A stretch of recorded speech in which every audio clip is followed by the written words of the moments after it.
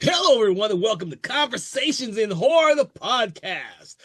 I am your host, Kevin L. Powers. I'm also the owner operator of Something Wicked Entertainment and Events, and I want to welcome you to our program today, in which we delve deep into an individual horror film from many different decades, subgenres, and all that is in between. Now, today is a very special day because what is it? It is Friday the 13th, and we love to celebrate our holidays as horror fans by bringing you new episodes just for the heck of it into that franchise of Friday the 13th. Now, if you've been listening to our podcast, we've delved deep already into the first 5 films in this franchise, so please check out those episodes as well. But this one right here, we're going to dig deep into Friday the 13th Part 6, Jason Lives, which may be or may not be one of the favorites among my guests today. And those guests today who will be speaking with me about this film are Mr. Dave Watkins and John Conkle. I want to thank you guys for coming back and talking to me about the next Jason film.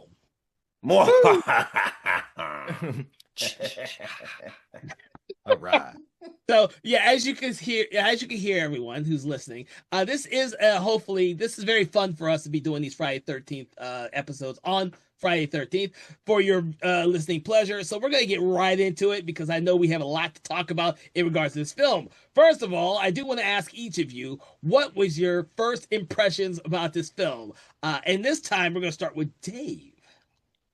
So this one, I'm going to go ahead and spoil my thoughts on it. It's one of my favorites of the series, but this one, I saw it on. It was probably on Channel 46 or USA or something like that, and really, like, once this opening where Jason dies in the fourth one, and he's not in the fifth one, and then they bring him back to life, and that whole sequence is done so awesomely. Just it's such a great atmosphere in the opening, and then it just the whole rest of the movie kind of follows suit with it. Absolutely. How about you, Conkle? Agreed. Yeah. That opening really cooks, man. Really cooks. And yeah, so I saw this one probably at my cool dad's on the weekend. And he was like, "Yeah, let's watch this one. You can watch this one." And you know, by this point I had seen them all, and I was like at bated breath waiting for this new one, you know. And I was you know, I wasn't a fan of part 5. I am now. I missed that episode. Blah! But I was when I saw the poster, and yeah, I mean, 1986. Holy cow. All right. So do you remember a time where you didn't know crap about what was coming out, and then you would go to the movie theater and just happen to see the poster, and you're going like, "Oh my God, they made this movie." And then you'd be like, yeah. I had no idea this was even made, and it's coming out next month. And holy cow, I'm so excited. So like 86, you know, I mean, I guess I was 11, and you know, that was the year, you know, you walk into the theater one day and there's a Psycho 3 poster, and that was the best poster, you know, of him holding the key with the knife. And then you walk in another week, and there's like a Texas Chainsaw 2 poster up in the thing. You're going, they're making a sequel to Texas Chainsaw. And then another day you walk in, and it's a new Friday the 13th movie, and it's got that great poster with the backlit mask. Again, once they establish that mask in part 3, every poster 4 on up, if you didn't have the hockey mask in the poster, I mean, you just, you know, that's the freaking image. That's the iconic symbol of these movies. So I was really hyped about this. I remember the cool teenagers in the neighborhood went to go see it, and I remember the music video playing on MTV, and Alice Cooper is wall to wall in this movie, and I finally saw it on like the movie channel or something like that. And yeah, it's like a totally different bird than the previous movies. I mean, it is almost like for me. It is like a it. If you compare part 6 to part 1, you can see the evolution of these movies. All right. Part one was like done by like some guy and Tom Savini and like two other people and like, shot on like, and it looks like it is like in Connecticut and everything. Now it made so much money and then Paramount took over and now you've got this movie and though it's low budget, I mean,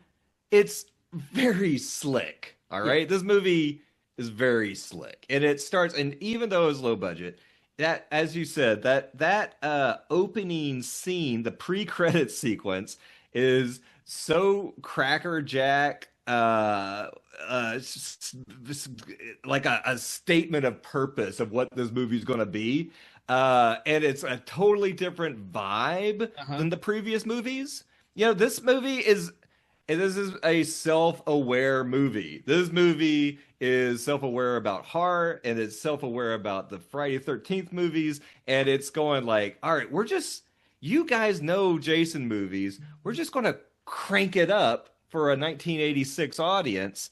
And they just got a guy to direct it who just, he had an image of what he wanted to do. I mean, it wasn't the same thing, even though structurally it probably follows, Teens in Woods. Yeah. But he had a couple of ideas. It doesn't feel like a rehash. It feels very exciting. It flows.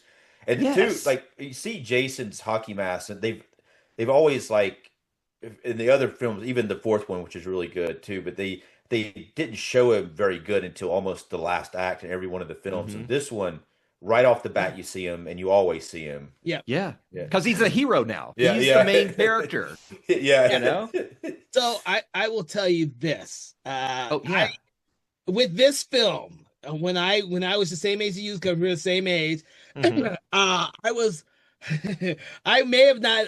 My experience was not seeing the posters at the theaters. My experience with this film was first seeing the Alice Cooper music video. Oh, right. And the thing is, I didn't know who the fuck Alice Cooper was until I saw the music video. After I saw the music video, I became a huge Alice Cooper fan. He's one of the few people I've actually seen in concert live.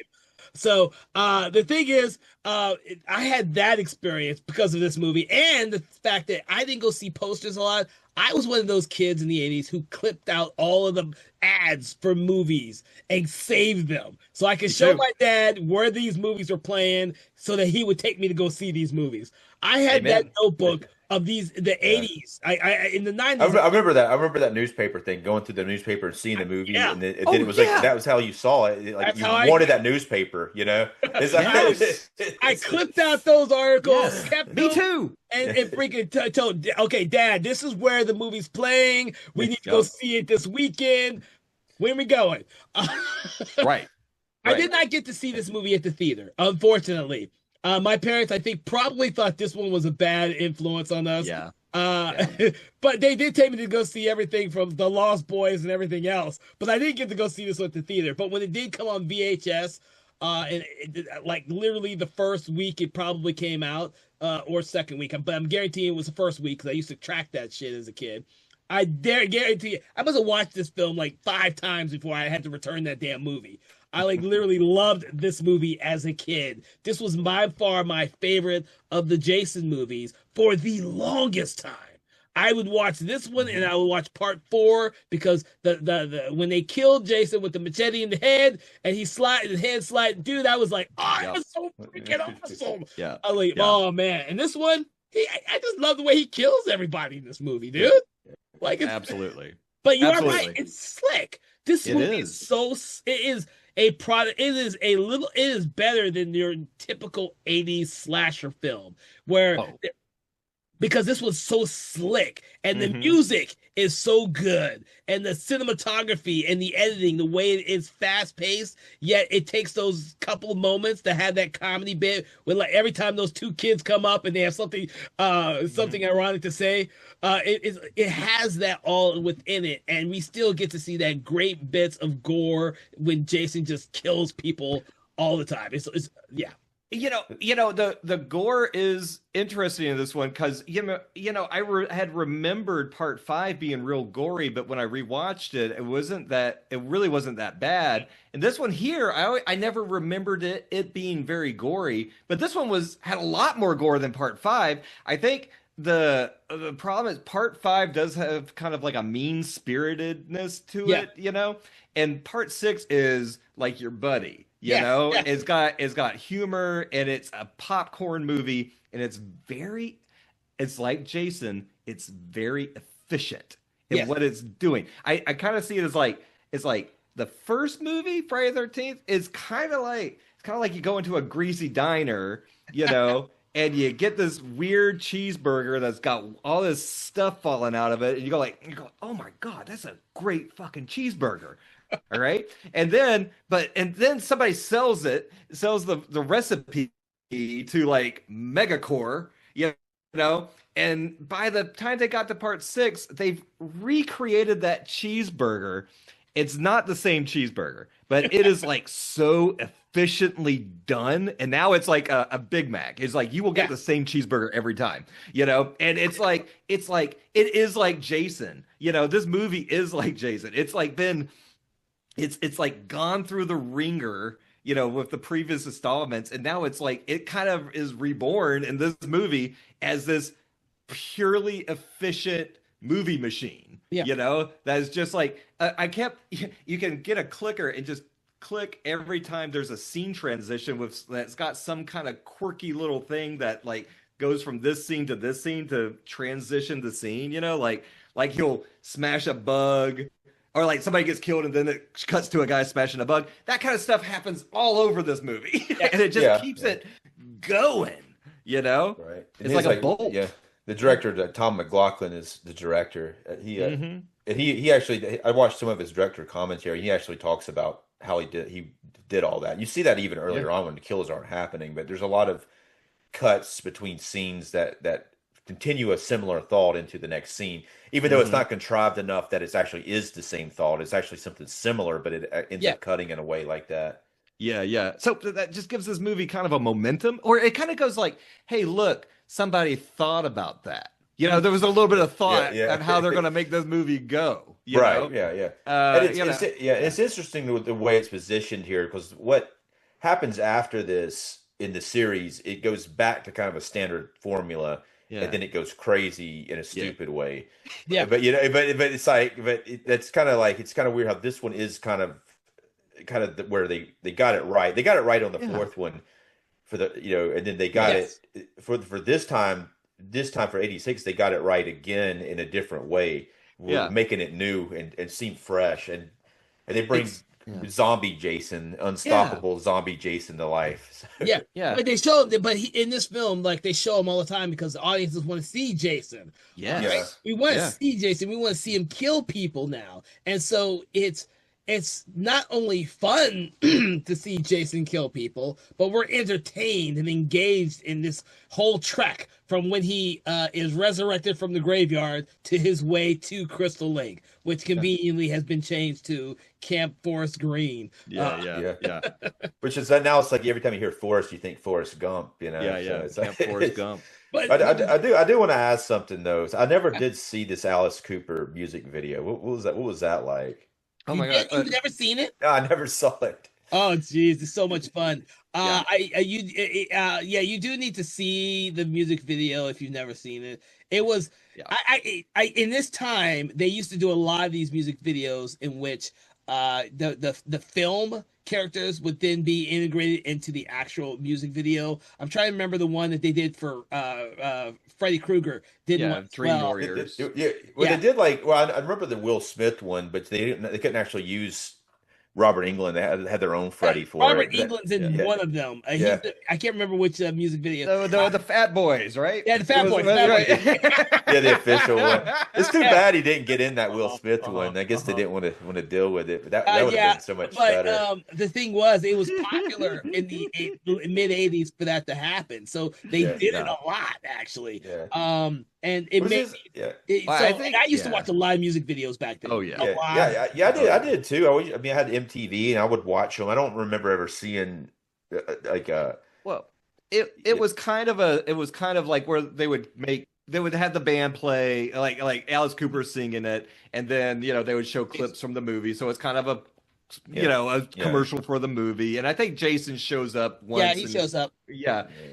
Did but Kevin, you saw him live. I saw him live too about 2 years ago. I saw him. What year it was this? I used to work at Cobb Energy Oh, Center. that's right.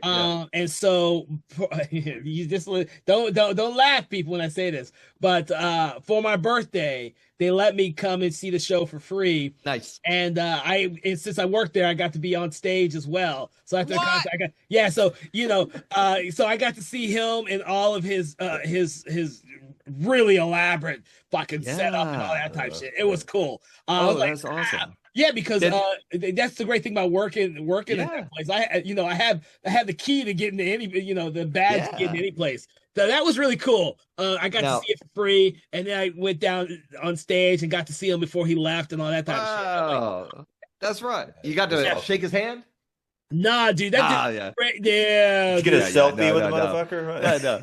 I because I work in that industry, I don't do selfies. No, I'm kidding, man. I wouldn't do that either. There's a lot of people who do. There's a lot of people who do. I think if the person asked me to get in a selfie, I would do it. But if it was like, I wouldn't initiate it. I wouldn't be like, yo, can I get a selfie? It's so insincere. When you see somebody getting a selfie and the person they're getting the picture with looks like they could give a shit one way or the other, it's just insincere, So just so the only person I've ever done that with is the Beach Boys. The Beach Boys were amazing. They were so great to us as the techs. They all wanted to get a selfie. This was years ago because I've seen the Beach Boys 5 times now. I've done their show for like 5 times, and they were freaking great. I may have grown up with the Beach Boys, but I didn't really care for the Beach Boys. But after seeing them live and getting to meet them, and they were so good with the crew, I was like, these motherfuckers are cool. I like them. I mean, how can you not like the Beach Boys, man? They got that good feeling to their songs. Yeah, after doing this show for so long, it's worked out. It's grown on me a lot. And I didn't listen to that type of music growing up until fucking the Alice Cooper and the Lost Boys, where I really got that type of music. I didn't really listen to that type of music. What I wanted to ask you about Alice Cooper was, did they have Jason come out on the stage? No, that wasn't that long ago, dude. Dude. No. I saw him 2 years ago. It was Ministry and Rob Zombie and Alice Cooper. Yeah. And it was like the Parade of Freaks tour. He's doing it again with Marilyn Manson now. Anyway, they were in Alpharetta, and I saw them. And there was a scene. When he sings, he's back, the man behind the mask, and Jason comes out on the stage, dude. Really? And I was going like, he kills he first calls somebody up on this, or like no, it's like the story is.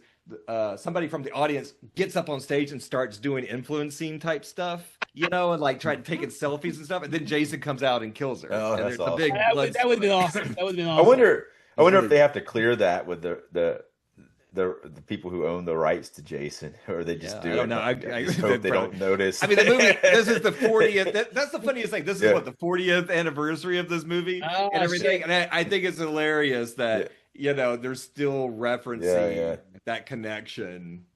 40 years later. Because this is one of the most popular sequels, in my opinion. I think it's kind of like Dream Warriors with Nightmare on Elm Street. If people talk about that one.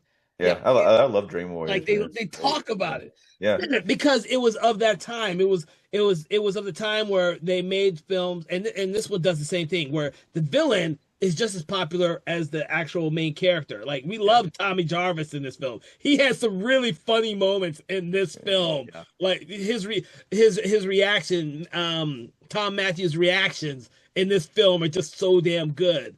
Like he did in Return of the Living Dead as well. Which was, I guess, and just a year before too. Yeah. But that's so.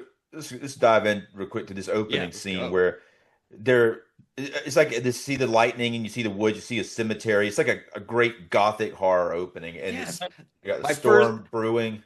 My first note is fog. Yeah, fog. There's like fog, and reintroduced to Tommy Jarvis, played by a different actor. Every time we see him, he's played by a different actor. Started Corey Feldman. The next time it was I don't remember. Shepard something. John Shepard, I think. Yeah, something. Which he's in the fifth one, and he looks, which was fine. That was a fine jump. Corey Feldman to him because he's an older person. He looked a little like enough like Corey Feldman for it to be fine. But then here he's played by a different actor because John Shepard, he declined to come back because he became a born again Christian and didn't want to do it anymore. This was only like a year later. let me just tell you, please, internet, come up with John Shepard's testimony at a church where he's talking about the evils of Hollywood and why he left. I mean, he probably went to different churches and said, I've given up my wicked way. Let me give you some hot gossip from the set of Friday the 13th, Part 5. I'm sure that set was nothing but debauchery. All right. And he said, like, I just can't live in this den of vipers. I'm sorry. Go ahead. But John Shepard he did come back for a Friday the 13th, the series later on. Maybe. What? Yeah. An episode of that apparently I saw on. But he maybe. Wow. He picked a bad time to become a born again Christian, I think. Yeah. You could have waited another year, And got some more paychecks. Yeah. But I'm really happy that Tom Matthews did the role because I really like Tom Matthews. I think I like the other guy too, but this Tom Matthews. Since I think I saw this one before I saw the other one too, but I really have always considered Tom Matthews to be Tommy Jarvis.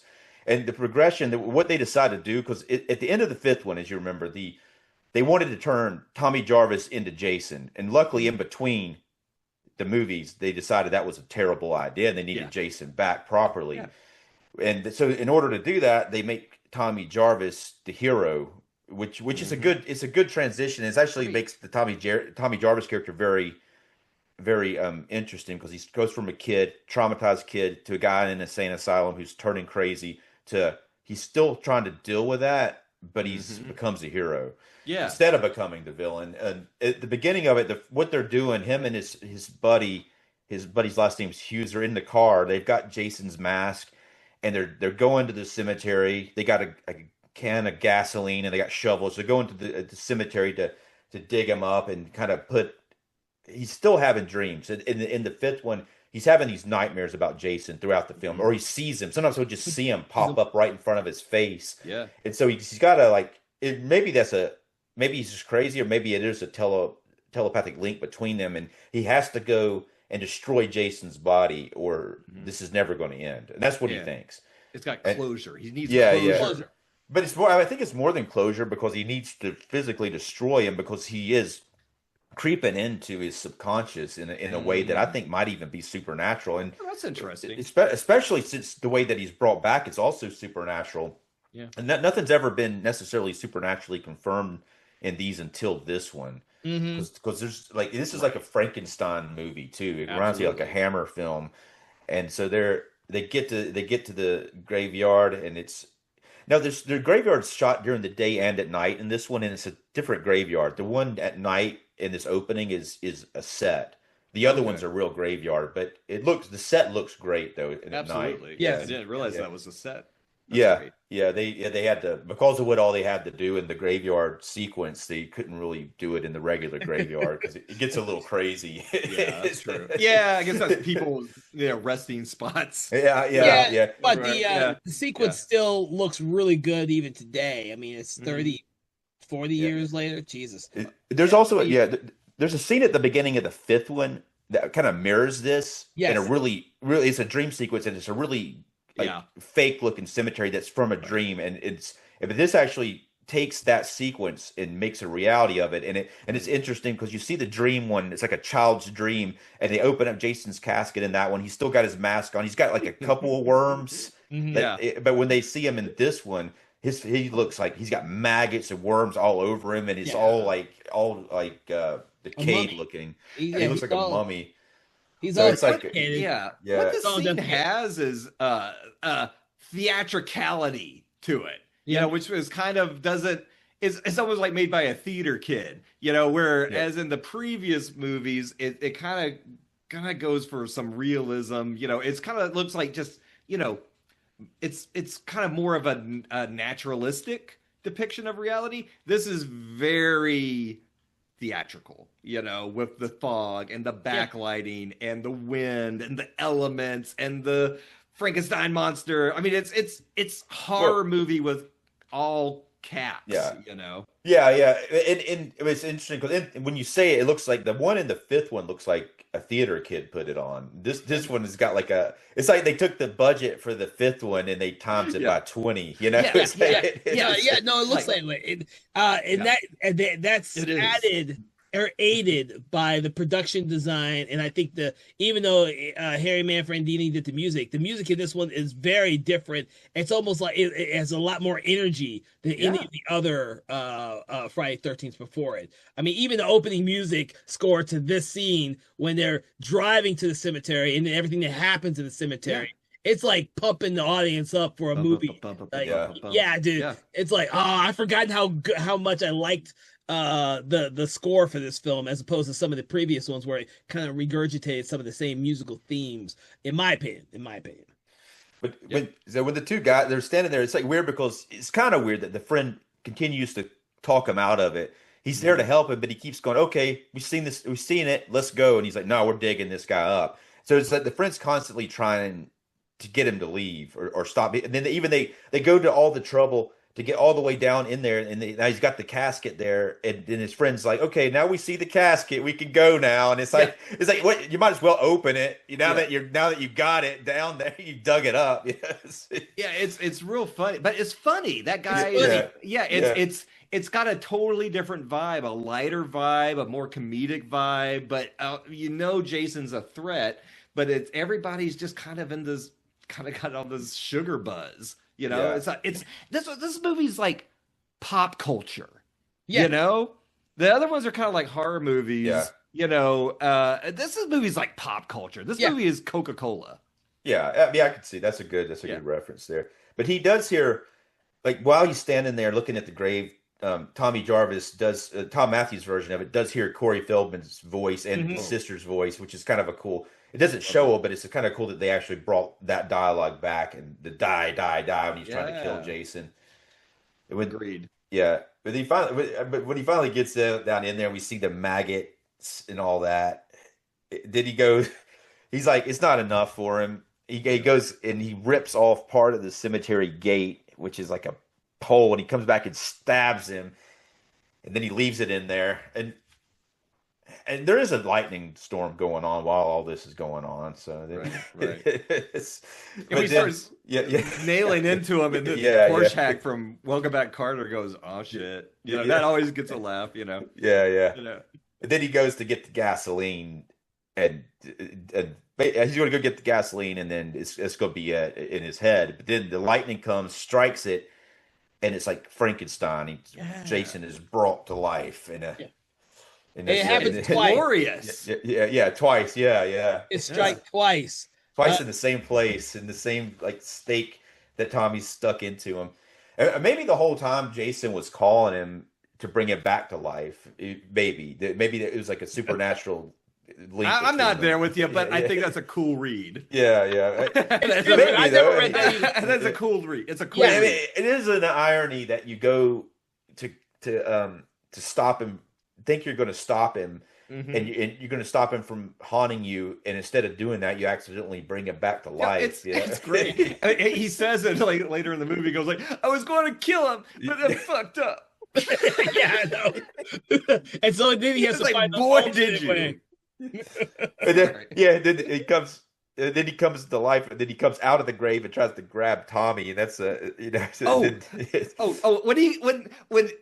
a great scene. It's one of those great horror movie scenes where you're going like, "Don't get in the grave! What are you doing?" He's like, "Oh, I gotta pull it out now." Oh yeah, that's right. Yeah, Jason's alive. Yeah. You've seen his eye open, and you're going like, "Oh my god, what are you doing, you idiot?"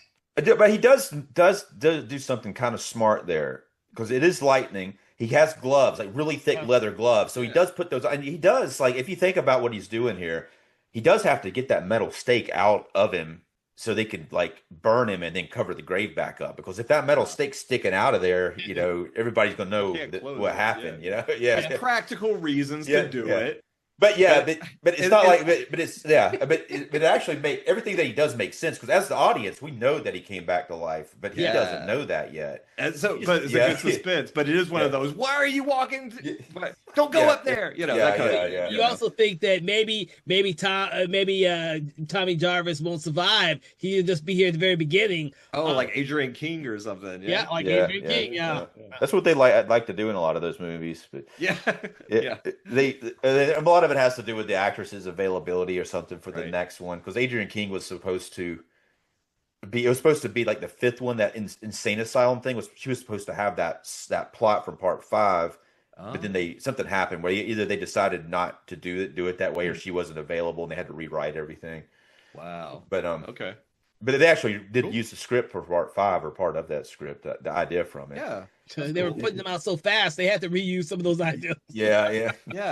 But that's when Jason comes out, and then he comes after Tommy, and he's about to get him, and that's when he pulls out the matches, and he's going to light him on fire because he throws gasoline all over him, and then it starts raining, and then the matches don't work. It's like, and you go like, this movie's playing by different rules. This movie's actually having fun with the material. Yeah. I mean, no Friday the 13th movie would have had a moment like that. No. Yeah.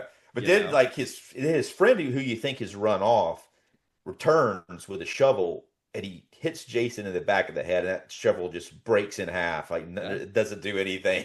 Then this is like the part that I remember really good from seeing it the first time I saw it, because then Jason turns around and he shoves his hand all the way through the dude's chest, and it comes out the back, and he's got his heart in his hand. And the guy, all this blood coming out of his mouth, and then he just drops into the coffin. Funny, he drops in the coffin, and then the coffin closes, and all you see is his foot. Sticking out of the coffin. And then Tommy Jarvis gets a little scared. And then he runs off and jumps into the car, and the car actually cranks up and goes. You expect it not to go, but it just cranks up and he goes, and then Jason, who up until this point he's been looking like a zombie corpse, he picks his mask up and puts it on, and then the credits start, and then something really interesting happens to the credit. It shows the title, and then it zooms into it, and then it has his eye. It zooms into his eye, and then it's like a James Bond thing. Jason walks out there like he's James Bond and turns to the side, and then it comes on. But they actually did start trying to do very interesting things with the titles like that, and this one actually shows that sense of humor and that kind of pop culture reference to James Bond, Jason as James Bond. Right. They know he's why you showed up. Yeah. By the time this one comes out, that's what they definitely know, that the reason why audiences are coming to these movies is because Jason. So we need to make this up, and we need to show Jason. We can't hide behind other characters anymore. And I can appreciate that for this movie because we see him so much. And he's an unstoppable killing zombie machine. Well, go ahead. I just want to piggyback on the zombie thing. I like that. Before, it's always been like, is he human? Is he not human? Right. And now you know that you may not be able to kill him, but it doesn't seem like you can. Yeah. Well, he's like a Terminator now. Is like that the whole hit with the back of the shovel where he hits him so hard it breaks the wood and everything. That would have knocked out old Jason, right? Yeah. Jason 2, 3, and 4, that would have knocked him down for a minute, and then you would have ran off, and then he would have slowly gotten back up and caught after you. And this here, he doesn't have like the Jason. He's like a machine. Yeah. In this one, like a soulless. Just kind of like running off, more of a killing machine. And in the other ones, he's kind of, he is a killing machine, but he's kind of, they didn't really know what Jason was, those first 3, it was like, when he kills Adrian King, he's got the sense to take the tea kettle off the stove. That was really weird that he actually went to her house and killed her. He knows how to find her. That was like one of the weirdest things really of the series, that he actually leaves the camp area to go kill someone. Exactly. We all thought that was pretty crazy when we reviewed that film. Yeah. Because it was so odd. And the fact that he left the camp and he went to go kill somebody, and then I was like, he went back to Camp Crystal Lake, and was like, okay, came back. Yeah, So- but Is that ain't nobody getting out of Crystal Lake alive? no, Yeah. no, oh no. Well, I will say that there is one. Jason does have some sympathies. His only sympathy is for kids. He doesn't kill them right off the bat. And this is the first movie where we actually have actual kids at the camp. Right. But he doesn't kill them. Yeah. He doesn't kill This them. is the first. Yeah, this is the first one since the second one that they tried to revive an actual camp. Yeah. Yeah. So it's really like it. Yeah. So it's interesting that they did that because after that, after the second one, like in 3 and 4, they did cabins. It was all people going to hang out in cabins for the weekend, and then the fifth one was in a mental place, which was like a cabin. Too. Right. Yeah. A large cabin. Yeah. But after the credits, it cuts to Jason walking through the woods. He's still got that metal post with that he from the cemetery, and he plans to do something with it. Then it goes to the police station where Tommy runs in, and this is a cool like some of these other. We're talking about the fifth one, the way the cops are handled so goofy in that one. This one, and some of them, even some, I like the way the cops are more believable in this one than most of them. And this like, even though it's funny, the dialogue between Tommy running in and panicking and trying to talk the sheriff into telling him that Jason's back, even though the dialogue's funny, it all comes off as really happening and not like a joke. Yeah.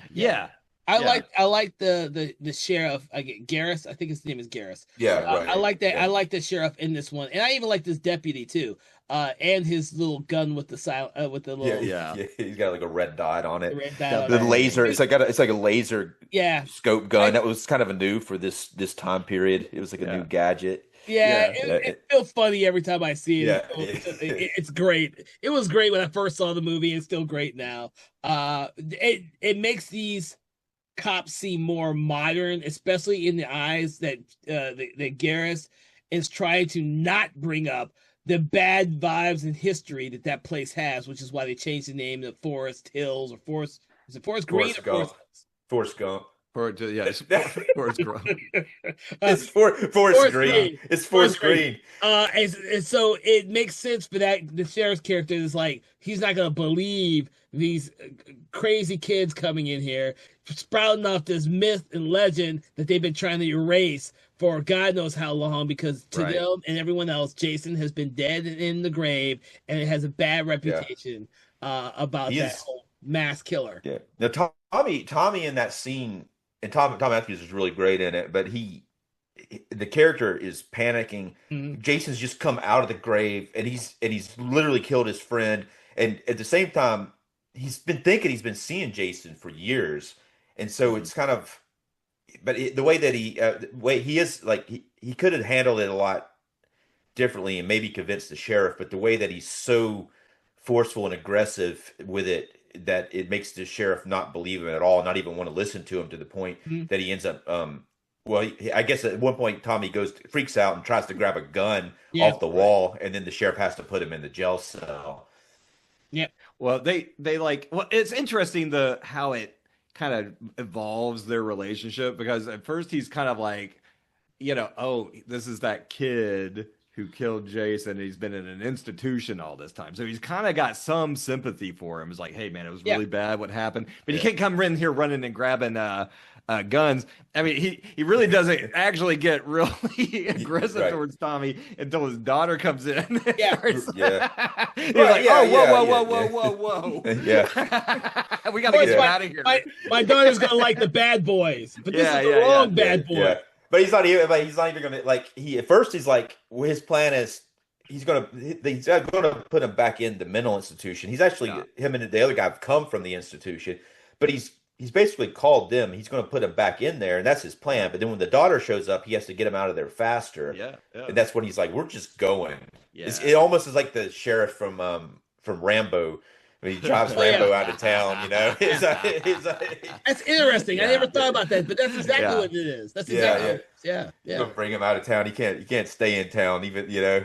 But then the next scene he puts him in the jail. So the next scene is like when Jason gets to kill some more people who turn out to be two camp counselors who are supposed to be in charge of the camp. Mhm. One of them's played by Tony Golden, Yeah. who's Who's like famous now, doing yeah, a lot of yeah. shit now. I This forgot is he his was in first this role movie. too. Oh, Yeah, was it his first yeah, role? his first role. Yeah, it's too bad they didn't give him a bigger part, but he's pretty good in the scene. Yeah. It's kind of one of those things where really like it's very interesting in comparison to part five. They had some really goofy side characters that got killed in the way that these characters get killed, and they were always really goofy and Right. funny. But they have do a little bit of that here, but most of the time the side characters that get killed are much more grounded and believable. Yeah. Well, yeah, It's yeah. still, it's still funny, yeah. but you know, But a different kind of funny. Like Yeah. it's like the in whatchamacallit, part 5, you got the guy with the candy bar and he's like "Glurder," you know, and so it's more broad cartoony. Yeah, And this is yeah. more like Cartoony, yes. yeah, That's the word. this one here, it's more like sitcom characters Yeah. for me. You know, it's Yeah. it's almost like the cast of Friends. They're Yeah, the way they yeah, talk yeah. to each other, it's almost Yeah. like sitcom acting, and it's kind of like well, what is it? Well, what are we gonna do? Well, I don't know, and everything. But Yeah. I like it. It's so funny, but it is almost like the cast of Friends in a Friday 13th movie. Yeah. But no, it's just really kind of crackly dialogue. I mean, it's Yeah. almost like it's just a totally different kind of vibe. Well, yeah, Yeah. because you're talking about the Darren and Elizabeth character, and they're talking as soon as Elizabeth sees Jason, she says, "Oh, whoa, whoa, whoa, whoa! Mhm. I know enough about scary movies to know anybody with a mask is not a good thing, and she wants to get out of there. She has That's the right. right instinct. She has that Yeah. no instinct, and she wants to get out of there. And that makes the movie a little bit more self-aware than any of the other films before this film.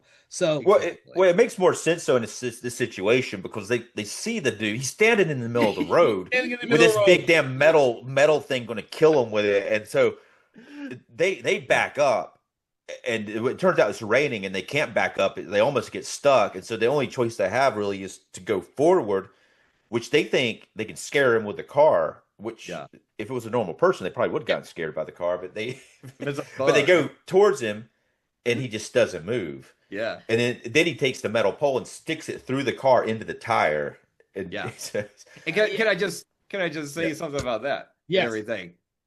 Jason's style in this movie is the way he moves with that thing, it's just very controlled Yeah. and mannered. He's very efficient, like a machine in this one. He's not like the groping, googly Jason from the first four, you know.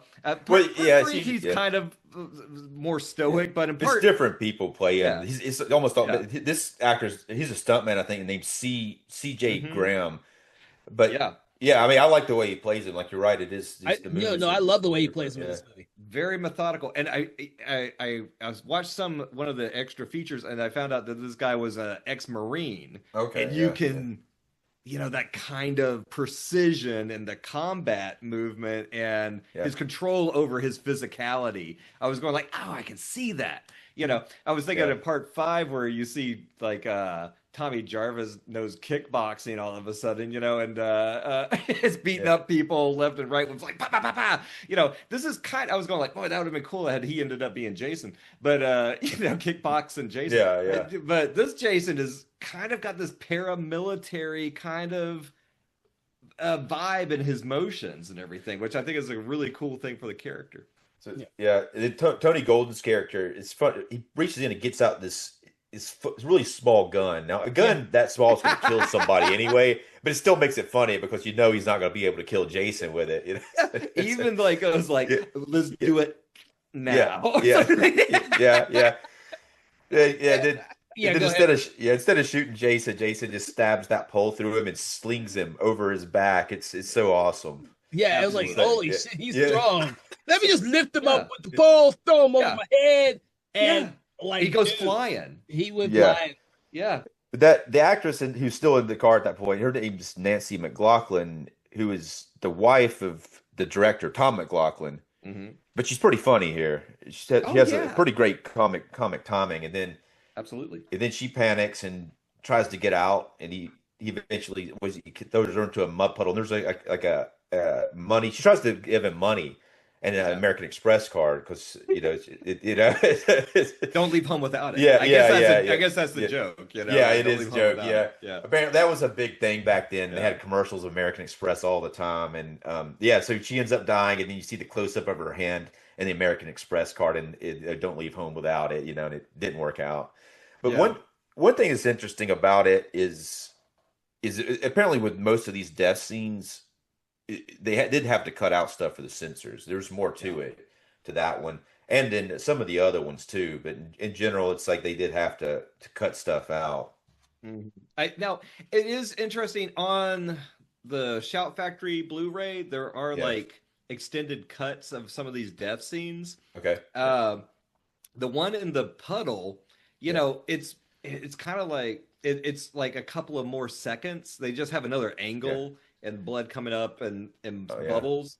But I mean, I'm telling you, it's just shows you at a different time of what was going on in the world because it's really kind of tame, you know. Well, yeah. The weird thing about those censors, and this you see that a lot in these old movies in that time.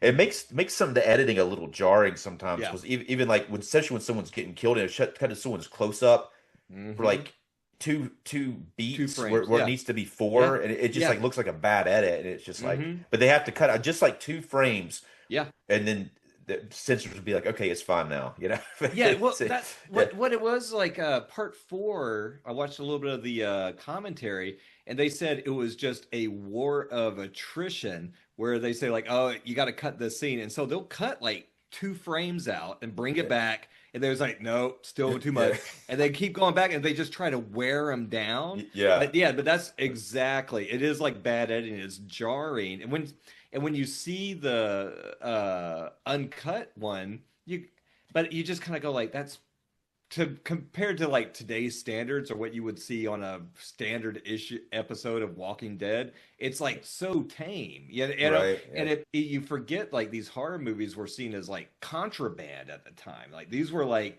one step above pornography, and they were like going to be seen. They were corrupting the youth of tomorrow, and so there was a real war against them. And you see it now, and it's like I Yeah. don't know. Yeah, now it's like not even a problem. But yeah. Not even. Not Yeah. even. Not even. A lot of that, You know? a lot of that Walking Dead stuff is all like CGI stuff. Unfortunately, it doesn't look nearly as good as the practical stuff. Yeah.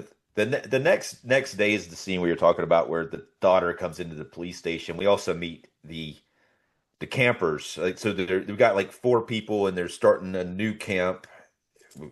What is the name of that camp? I know we find out later on, but camp. I don't. You remember what the name of it was? I guess What was it? What was the your name of question? the camp. Oh, that was it Camp Forest Green? Yeah, yeah, you're right. Yeah. Yeah, that's what it Yeah, was. it's Camp Forest Yeah, Green. yeah, Yeah, yeah, everything's yeah. Forest Green. Just like- a big rebrand. Apparently, I guess the whole town was called Crystal Lake because I, yeah. I don't know if that. Yeah. Isn't that Yeah, like I a don't weird name for a town like Crystal Lake? You think that would Yeah. just be the damn lake's name? Yeah, going back and rewatching, I was going like, part 4, they said it's in Wessex County, so, but it's Yeah. Crystal Lake, I guess. I don't know, Yeah. but this movie is kind of self-referential. The town next door is Carpenter. Yeah, oh, yeah, yeah. Wonder what's up with that. Yeah, the town of Carpenter. Okay, Yeah. got it. So the three counselors, the daughter's name's Megan. She comes in here and Right. starts talking to the dad, and immediately there's like an odd connection between her and Tommy. Tommy starts saying things about Jason, and he's saying it a little calmer now. It's morning now, and not crazy at night. And Jason hadn't came and killed everybody yet, but she for some reason is like she thinks that he's really hot and is okay with him saying really crazy stuff about a killer. And it luckily for him that she does believe him, and she's not thinking that he's crazy because her dad actually eventually starts to think he was the killer. Yeah, But these the other 3 I guess they're kids. I guess you'd call them teenagers or early like maybe they're in their Yeah. 20s. They're the counselors that are going. counselors. Yeah. We get to see them. We get to see them here, but we get to see them. We know them a lot better later by their death scenes. But Yeah. there's Sissy, Paula, and Court. And Court he's got some jeans that have holes in them, and he's kind of funny the way that he's acting. Really, really. The dad that he even sits down on the counter, and the sheriff tells him to get off the counter and says something about his pants having big holes in them. It's so well. Go ahead, Kev. No, you go ahead. Go ahead. It's so funny. Like this is like '80s teenagers. You know, they're like, what is that? Devil may care. Nothing's bothering them. They're just like the most like, let's listen to Alice Cooper and party. It's like let's have a good time. Let's play. And everything. The guy in jail's cute. The guy in jail's cute. They're just like and then you go a couple of years later and everything in the '90s and everybody's depressed in the movies. Reality bites and everybody's like, oh, there's no future. You're so right about that. You're so right about that. This is the '80s, okay? 1 year later, we would get the Lost Boys after that. The perfect, yeah. The director did mention that the wardrobe for the counselors was not necessarily what was in style at the time, but that's what his wardrobe person wanted to use. But it kind of screams '80s to me. They said it's that the wardrobe's actually come back in style and gone out of style like twice since the movie. Like, but that's the thing is the style for these characters in here are much more almost timeless compared to part 5, where where they're like really fucking like retro age type of. I don't even know how to describe them. We talked about it in the previous episode. There's like that some weirdness going on in general, but even like say Tommy Jarvis wears a jean jacket, which wouldn't necessarily be '80s, but it actually that's coming in back in and out of style a few times. It was actually in style when I was in elementary school. I think we were wearing. I remember the jean jackets, man, back in the 80s. I remember the jean jackets too. Jean jackets, acid wash jeans and jean jackets and stuff. Yeah. But he's got this dark jean jacket, but it's a pretty cool look for him. It actually looks. Oh, it's a really good look. It did. The next scene after this, we go back to the cemetery. The first time we see it during the day, it's a different cemetery. There's a drunk caretaker that comes out and sees the grave's been dug up, and he's like, "Oh shit, I'm going to be blamed for this." People are micromanaging the grave digger. It's like a supervisor's going to be like, "What? You can't even keep the graves." He's always drunk too, so this is probably the closest person we have that's almost like complete comic relief from the moment he shows up, because he's always drunk every time we see him. Well, it's like pretty soon we're going to see the paintball guys who are even more comic relief than this guy. But paintball that's like right there. When we come to those guys, those are like much different. But we're gonna get to them in a few moments. Let's get to this guy first. Right. Yeah. The cemetery guy actually does. I think he does like I didn't write down the dollar, but he actually says something to camera. He actually looks at the camera. Do you remember the line that he says? Yeah, that some folks have a real peculiar sense of entertainment. Yeah. So that's to the audience. Yeah.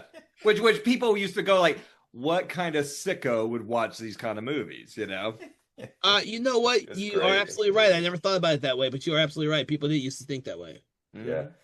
The next scene after this, we see the camp for the first time in the film. It's about 20 minutes into it. The 4 counselors come to the camp, unloading groceries, and then it's said also for the first time that it is Friday the 13th. Yeah, and then the girl tells a little bit of the story about Jason. She's trying to scare people, and suddenly a bus drives up, and for the first time in a Friday the 13th film, we see a busload of kids, little kids. Yeah, but you know what? That was so satisfying. Because I'd seen all the Friday 13th before this one when this one came out, but that was the one thing I automatically noticed is that this is the first one that actually has fucking kids at the camp. It's like 8-year-olds or 10-year-olds or something. Maybe. Well, it's like a regular camp that we never saw kids at. So you're right. Because all the other ones, it's like they were starting the camp, but it hadn't happened yet. They were getting close to it. Yeah, and the kids were talking about the kids were coming, but they weren't going to be shown on screen.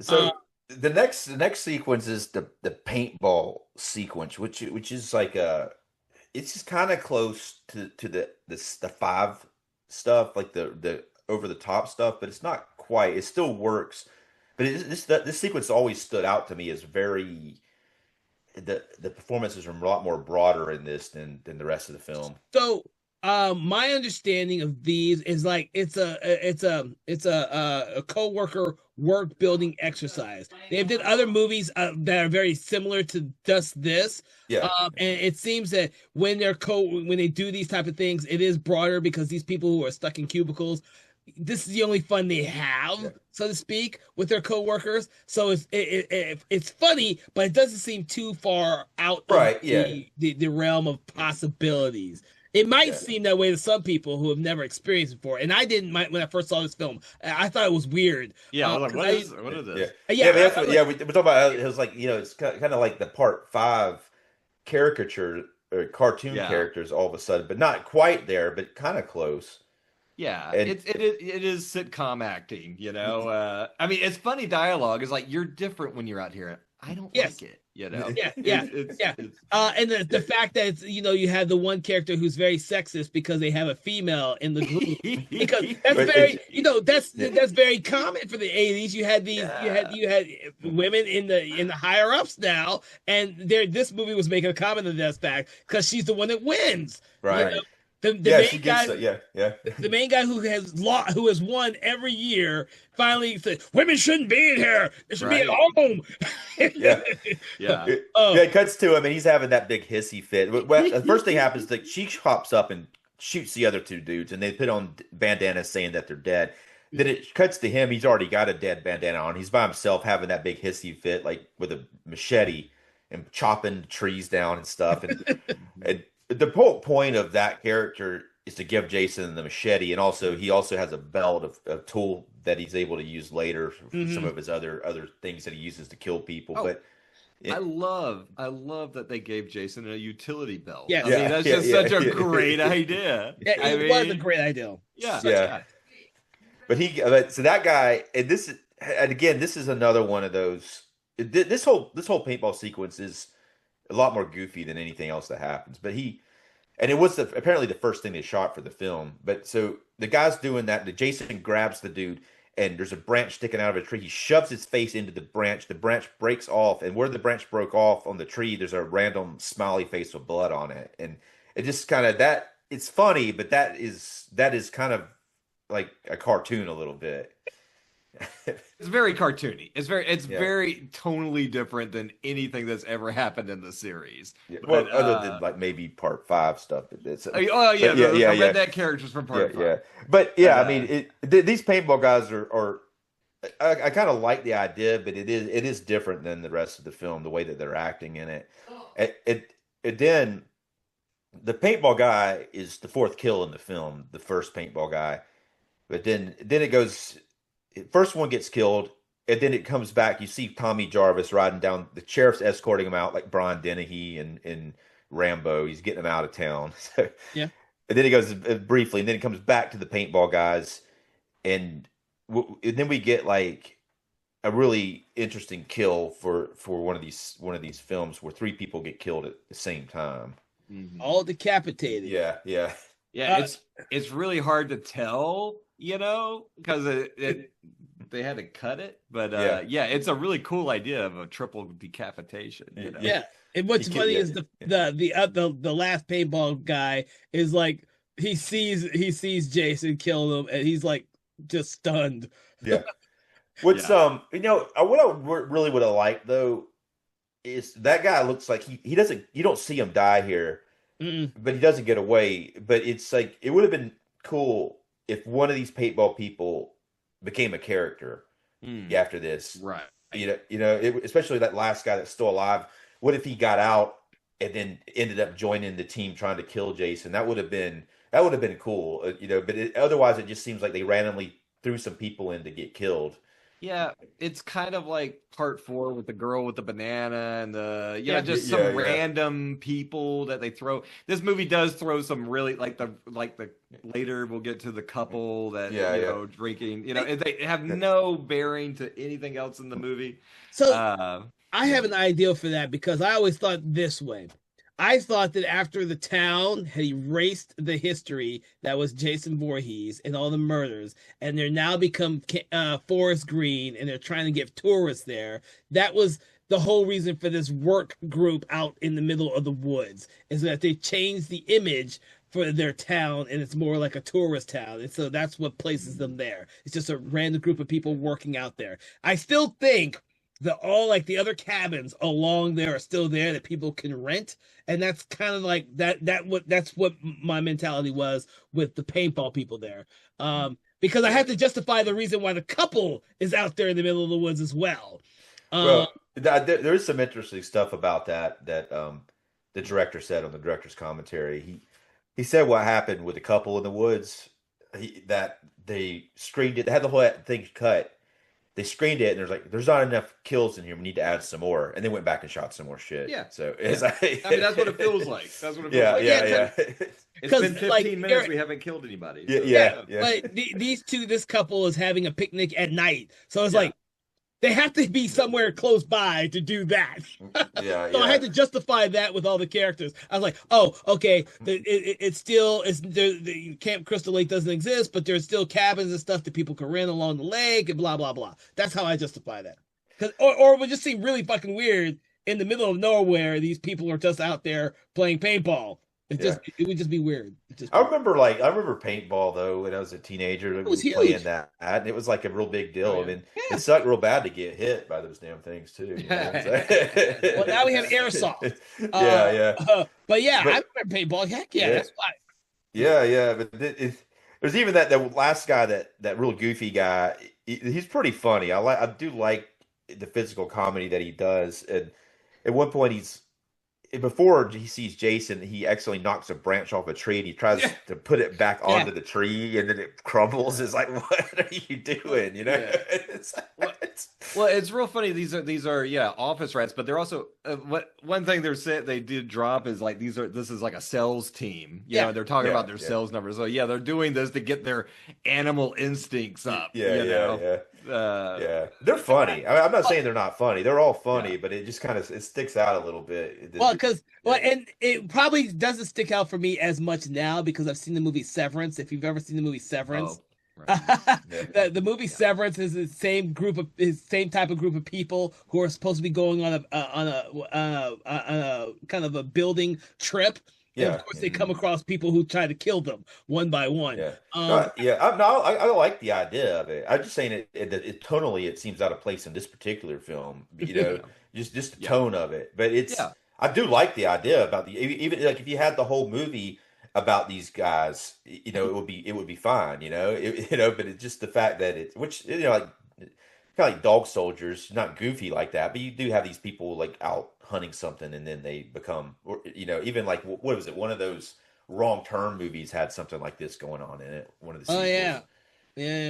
But I mean, it's a good idea. I'm not saying it's not. I've always thought it was a little goofy and a different tone. It is kind of goofy. Well, how everything else kind of leads into one another. The couple, at the picnic, and this really the paintball scene could be taken out, and really you would not. It wouldn't affect the plot. No. No. But that was the same with Part 5, where all the random people would just get killed there. The weird 1950s obsessed people that were, just wandering around Camp Crystal Lake. Remember that was a different location. It wasn't Camp Crystal Lake. It was some other random place. When we talked about Part 5, and the reason why there's so many freaking deaths and kills is because they felt obligated to have like someone get killed like every 5-10 minutes. So there's so many people getting killed in Part 5. So this one, for that for this one. But this one has about the same count. This one has 18. Wow. But 3 of them get killed at one time. Chop. So it's like they have more of that, like the 2 people getting killed later at one time, but this one actually, anyway, we'll get to it as we get to. But what happens next? The sheriff's trying to get Tommy out of town, and Tommy sees a sign.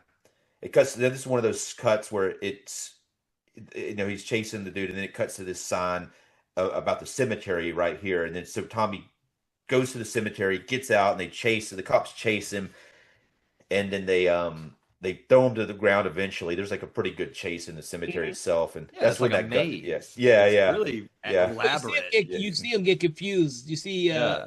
Tommy gets confused as he's running through the grave. I like that. I like It's a lot easier to find the grave at night than during the day. So it's Yeah, I mean it's like Labyrinth. I mean it's like it's really interestingly blocked, you know, with the two cops and them zigzagging around through the shot. I mean, I'm going like, all right. I don't know if that chase would have lasted that long in real life, but it's pretty cool. It's right. the photography, you know. How they play that out. Yeah, how they did it was really cool. Yeah. He said, Tom McLaughlin said when he was shooting that scene that they actually had a crane shot, and it was really one shot, and they like cut it differently, like so to make it longer. And I think they cut some other cutaways of the cops or whatever. But they actually used it was just one shot, and they made it look like it's a long chase scene. Yeah, that's pretty cool. Yeah, good job. Yeah, but then that's when that scene happens when the deputy gets out the gun with the laser pointer, and like it's pretty extreme reaction to have the gun out and having a laser pointer pointed at his head. I love that. It's like, oh, now you done it. Yeah, well, that's the reaction. The sheriff says, "Oh, now you done it."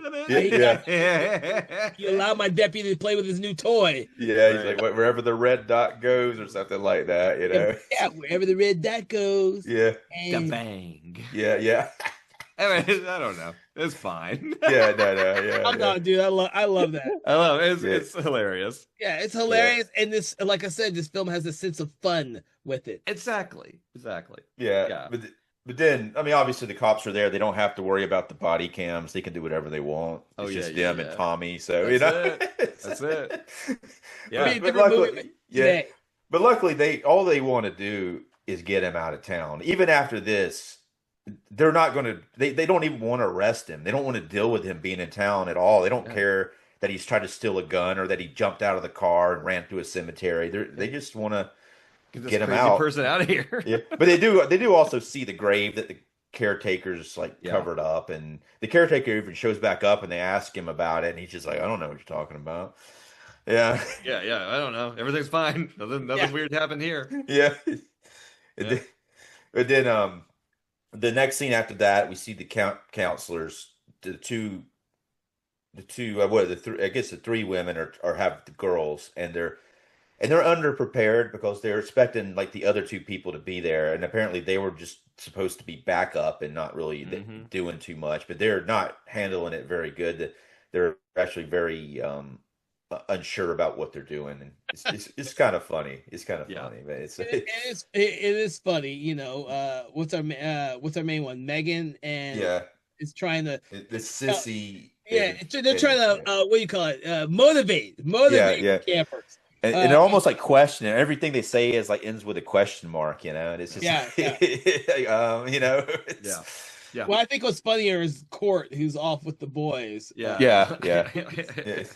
This is what the Indian rocks mean, the little squads. And the men over there. Oh man, this is gonna be this is the Econo camp, you know. Those two men, those two boys who show up multiple times in the film that have those little sides like that. It's just priceless. It's just pretty it's pretty bad if a kid starts noticing that you don't know what the hell you're doing. You know it's not going to go good. The kids are actually pretty good like judges of that sort of thing too, because they are always in these type of classes, and when the teachers typically have the shit under control, when somebody doesn't, they can tell. Yeah. This but apparently what the director was saying about the part with Court is that he had something else written there, but Court, the actor, just improv that scene with the rocks, which is pretty cool. But he actually, the director wrote the script too, which gave him the ability to let the actors improv because he didn't have to be married to. Sometimes when you're working with a script and someone else has written it, so if that person who wrote it like is really sometimes they really want you to do the script and they get pissed off, but it wasn't the case here. It works out really good if you've written the script yourself and you're directing it. Have a lot more leeway on what's going on. No, I love the court character. I think that character, that actor, and that character just have so much fun in this film. And it's funny Yeah. that you said that scene was improv because the actor does a really good job of selling his character in that scene to these kids. He Yeah. might know what he's talking about, but we all know he really has no clue. He's Yeah. Yeah, it's a certain type of teenager that you just don't really see in movies. You used to see them all the time. These type of dudes. This kind of type. You used to see it in like all these teenage movies back in the '80s, and then that type of teenager just stopped. It just dissipated. And I don't know what kind of teenager you got now, but but it's we're too far removed. Well, most of them are looking at their phones. You see them, or they're like social media influencers. It's this is like an MTV kid. This is like an '80s MTV kid. Yes, and that's exactly what the court character is, especially in the later scenes when he's all jamming and music. Oh, like, right. He's an MTV kid. You're right. That's exactly So it's gone away. But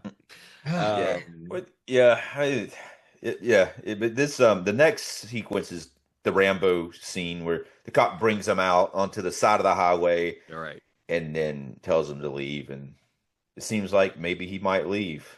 So, I guess that's it for him for the movie. Oh well, Tommy Jarvis just drives off. Yeah, I guess. Hey, I tried. Out, they're on their own. Yeah, let them handle it. He's like, "Good luck, everybody." I would say I would put my little lawn chair out, grab my little bag of popcorn, and I'm just gonna listen to everybody who gets killed over the next couple days. I say, "I told you so. I told you so." Oh my god.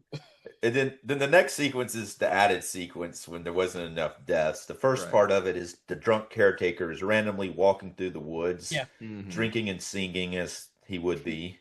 And then he gets killed. Well, maybe he's just walking home after digging, doing his grave stuff. I guess he probably don't do too much digging. I mean, but that's why I assumed he was walking home from the graveyard. Yeah. I mean, had he lived? I gotta think of that's the thing about this sequence. This sequence feels a little out of place because he gets killed by Jason, but Jason by now should have gotten way far away from the actual gravesite where he was from.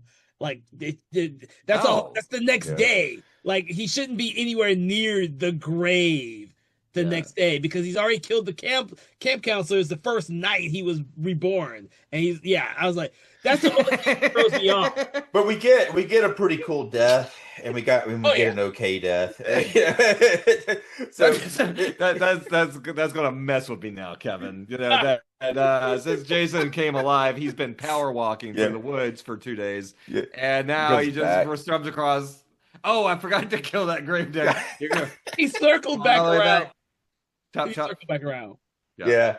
But I mean, I got Dave thinking now. Dave was like, "Oh, damn, Kevin, you just screwed up my whole thought processes with that." No, I just got something else to say about it. I was just thinking about it, because it is funny, and it obviously, like I said, it is an added scene. Yeah, it wasn't in the original movie, and they needed and it makes it worse the more you think about it, really, because it's like the caretaker walking through the woods, and I don't know. Maybe I don't know how close the camp is to the graveyard though, because that's where he eventually wants to go. He wants to go to the camp, but he's on his way. The whole movie is him going from the grave to the camp.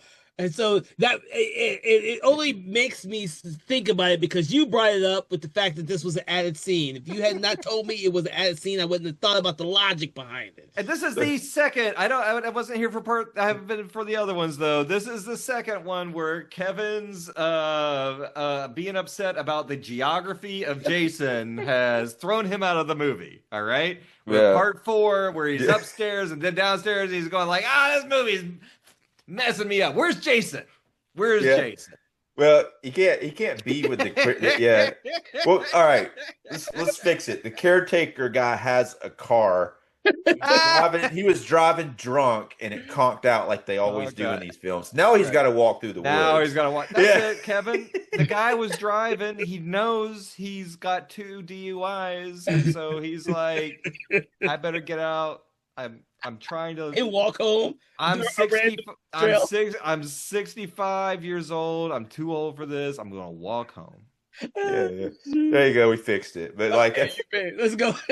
but all right. I don't know if you can explain this next part. So there's these two random teenagers out in the woods with wine, These are not really champagne. teenagers, though. These are 20 somethings. These two. They're teenagers, but they're 42 years old. But It's hard. It's the 80s. You know, and all teenagers were 42. one of them's named Steven. And, I wrote the other one's name down, but her I had them down too, but Annette, hers their name.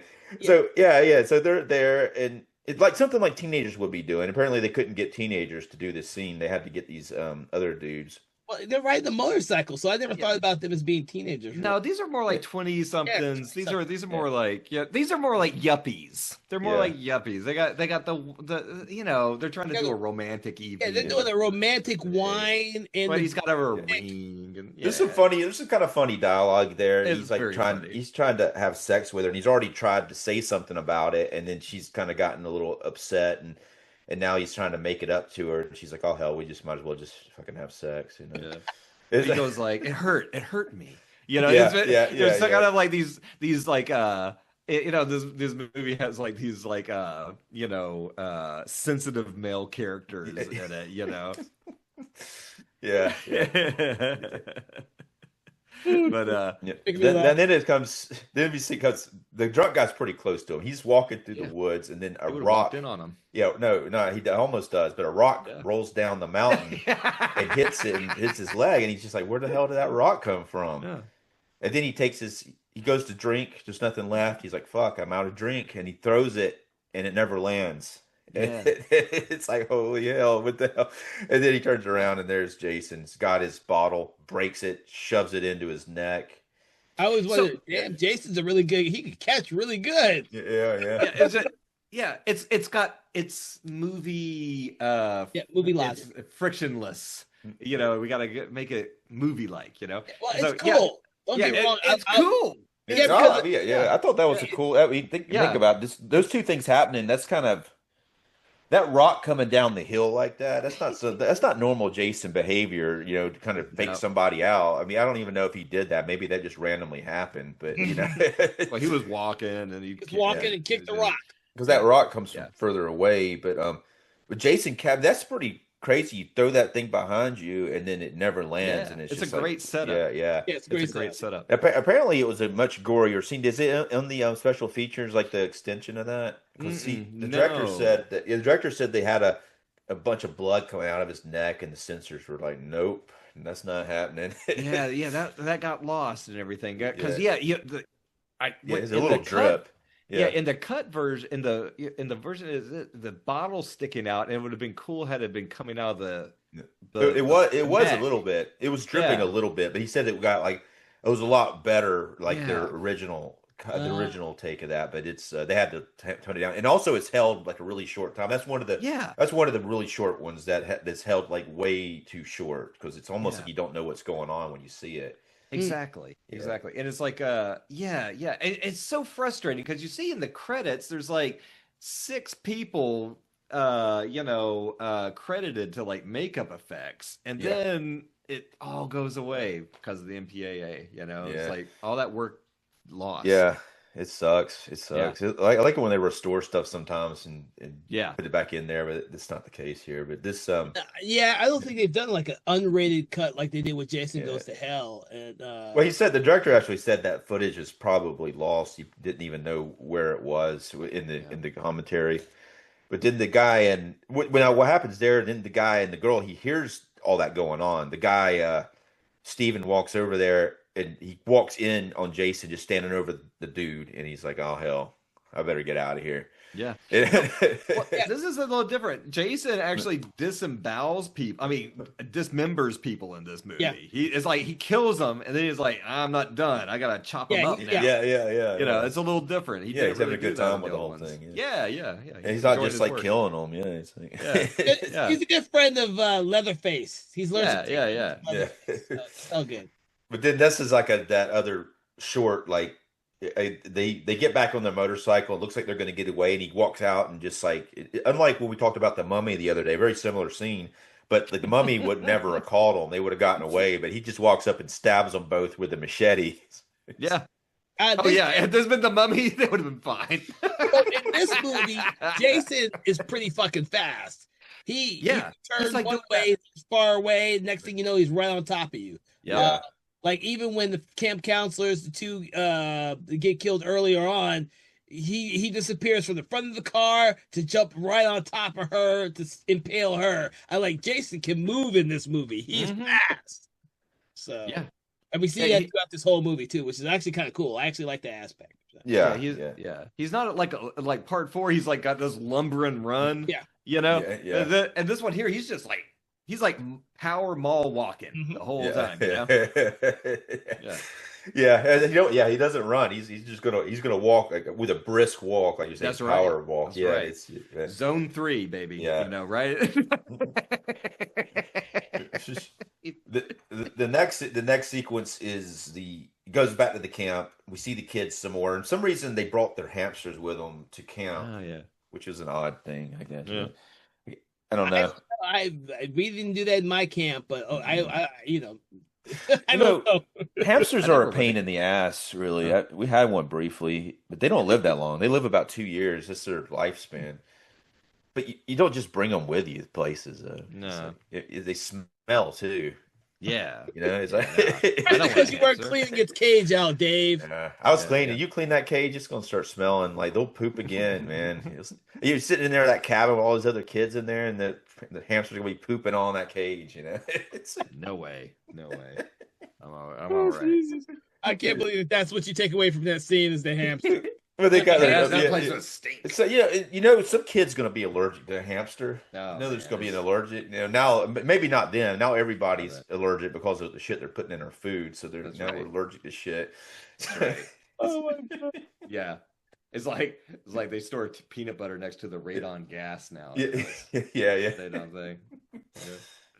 All right. Then this is like the sequence that happens next is like one that's really like awesome. It's like the court character, not the first part of it, but he's in this RV. Before that happens, you see the girls at the camp. They're the two girls are the only two there, and they're playing cards. Yeah. And then they're at Worst Court, and he's like, he's hanging out with this random chick in an RV having sex. Things that go bump in the night. Yeah. Right. I love the dialogue in this movie. Yeah. But then they're having this really intense sex. She's got the music on, and she's just on top of him, just slamming down hard. And he's just like, "How long is this song gonna last for?" Yeah. He's like, "You got to go until the end of the song." Yeah. It's like 10 more minutes. Which is a situation you wouldn't normally see the male character in. So it's funny that this is happening to him in this film. It's hilarious. I fucking loved it. And then Jason walks up and cuts the power to the RV, and it's funny too, because at one point she's just like he couldn't hold back. She was doing it too hard, and he had to come. So it's like she makes a comment, you know. It's like, "Are you done already?" Yeah, something like that. Or did you already? But you ruined my song. Yeah. Having a good time. We're supposed to wait till the end of the song. Yeah. But she has to talk him. She has to talk him into going back out to plug the RV back in. But he asked the question of who unplugged the fucking RV. It's that's kind of smart. Yeah. Maybe a bear or something came by and just pulled it out. Yeah, she's like, "I don't know. Just go plug it back in." But she actually is pretty. It's a pretty funny the way that she does it. She doesn't do it like demandingly. She gets really cute acting and kind of like pleading with him a little bit. She's too she's not going to go out there and do it himself. And so it's kind of a funny dynamic between those two characters, even though it starts off as like this ridiculous sex scene, but then that's then they goes out and he finds the cord which is plugged into the RV. The RV then basically he goes to the RV first instead of where it would be plugged in further away, and he looks and it's plugged in the RV still. He's following the cord, and suddenly she walks around the RV, and it's like you think it's Jason, but it's not. It's her. And then he notices that the thing's cut, and so they're like, okay, Well, let's no, just that go. cut pulled apart. Yeah. Jason doesn't cut it; he just pulls it He straight just out. pulls it apart. Yeah. So then they go. Then surprisingly, they go back and get in the RV, and are able to drive away. And then hilariously, he's driving and driving like shit. And this is like probably how I would be. I did drive an RV like this one time because they're kind of hard to drive.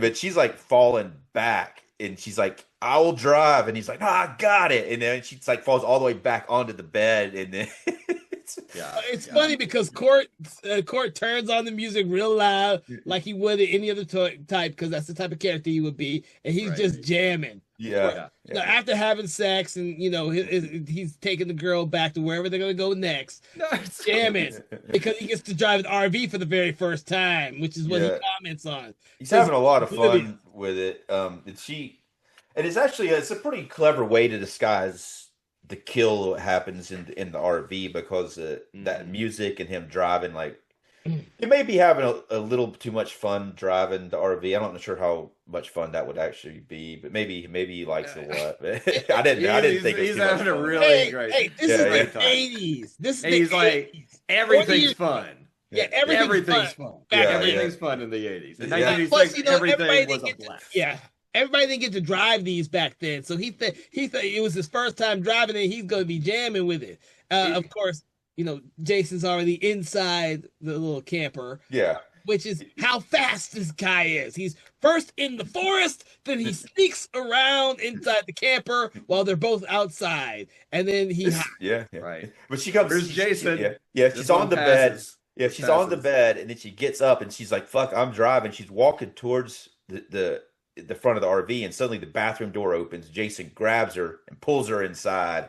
And I remember this scene was on the trailer, not the trailer, on the commercial. I remember for 46, whatever channel it was on, and it actually showed her wrestling with him inside of. She was wrestling inside the RV, like an overhead shot. It's a pretty cool shot. And then, I love that shot. Yeah. Then he eventually takes her, and there's a mirror, and he like smashes her face into the mirror, and on the other side of the RV wall, you see her face, like the indention of it. It's a cool shot. Yeah, dude, I've always loved that whole sequence. I think that's why I said this. I think this is one of my favorite films in terms of the cinematography, and this film particularly, because all the death scenes are really cool the way that they are handled. Yeah, and this is like without seeing blood or gore, it's actually more gruesome seeing her face come through, the dention of her face coming through the RV wall like that. Yeah. I agree. Yeah, it was a clever way to do it where they didn't have to cut it and you get the impact. And I never got before that was a view from outside the RV. Yeah, I think I don't know what it is. I think it's behind the picture, because like when you cuts to the front shot, it like where that mirror is positioned, it would be there's a picture on the other side of it, but it's obviously the way that this is probably an insert that they probably added that like shot of her face coming through the RV wall, which would not look like that if you had the picture and you were shooting behind it, because it would have the picture in it. But you don't think about it too much. But like looking at the continuity of how the scene goes, it does look like it should be right behind Court's head. I see. And you actually see the picture move in a way that it kind of implies that it's behind it. Huh. But because I thought from the lighting, it looked like maybe that was supposed to be outside. Like I thought I saw like leave go by, or like the lighting, like they tried to make it light, like it was. But you're right. I don't think it would have been the outside wall. Yeah, the outside wall wouldn't have been beige like that. Of course, it's not going to look like that behind the picture either. But the outside wall is probably going to be like white and look a little different. I always assumed it was outside wall. Interesting. I have to rewatch that just to see again. I mean, maybe I'm mistaken about it too, but I was thinking it looks like it's But it's so then Then he comes out and he has a big hunting knife. It's a pretty damn big one. And his Yeah. utility belt. Yeah. Yeah. He comes up behind Cord and just stabs him in the head. Yeah, but it's Which- really cool the way they show that, because Yeah. it's almost like a close up wide shot. You see in the close up frame on the right side, you see Court, and then you see on the other side Jason slowly step out of the shadows as he walks closer to him. And Yeah. every once in a while they do the reverse angle where before he sees Jason, Court's looking back in the mirror to see where his girlfriend is. But he doesn't see her because she's in the bathroom, obviously getting killed, but he doesn't know that. He just sees the door keep moving because moving back and forth. What are you doing? Taking a shit? Yeah. That whole sequence, the way it is edited, I really think that's a really great shot. And then of course, like you said, the freaking knife, the hunting knife, goes straight in the Court's head, and then we see him just limp over. It was funny. What's funny is like he's thinking that she could be in there taking a shit when he's driving like the thing's so crazy. But he's talking to himself the whole time. This is so much fun. I love this. This is the greatest thing ever. I can't explain it. Well, think about it. They're in a small little town with a road to nowhere, and they were the only ones at the campsite. With their RV. There's no one else out there. So that's right. Yeah. We discussed with the other one that Friday the 13th kids are not Elm Street kids. These are working class kids who from the wrong side of the tracks. Most definitely. Yes, sir. It's a really cool effect with this RV. The RV, it shows the outside on the road, and the whole thing, it rides off the road and then turns onto its side. It's pretty cool they were able to accomplish that. Yeah, and that was in the trailer. That was a cool sequence. Yeah. I will always remember that for the trailer when they showed that. It was just cool seeing Jason standing at the top of this fucking RV. Yeah, because the RV catches on fire and he comes heads on top of it. It's pretty epic. It takes them forever, the cops, to notice that this happened. You'd think they'd be on it a little quick. They have a quicker. It's in the middle of nowhere, dude. Yeah. I'm thinking that this town is really small because we only really see the sheriff and the one deputy all the time, and then the other two deputies are probably on patrol somewhere. So someone it takes a while for them to get notice of the camp counselors who they find dead, and then of course what happens to Court and his girlfriend in the RV. Like, it's not immediate. Right, it takes them a long time, but you think this RV thing with this fire would be like pretty stand out. The counselors seemed like they were killed on a back road where this looked like it was like a main road the way the RV thing was going, but I don't know, maybe it wasn't. Maybe there's only two people that live on the street or something. You been to Camp Forest Green? You know those back roads are empty all the time. Yeah. But then the next sequence is actually when they get that call.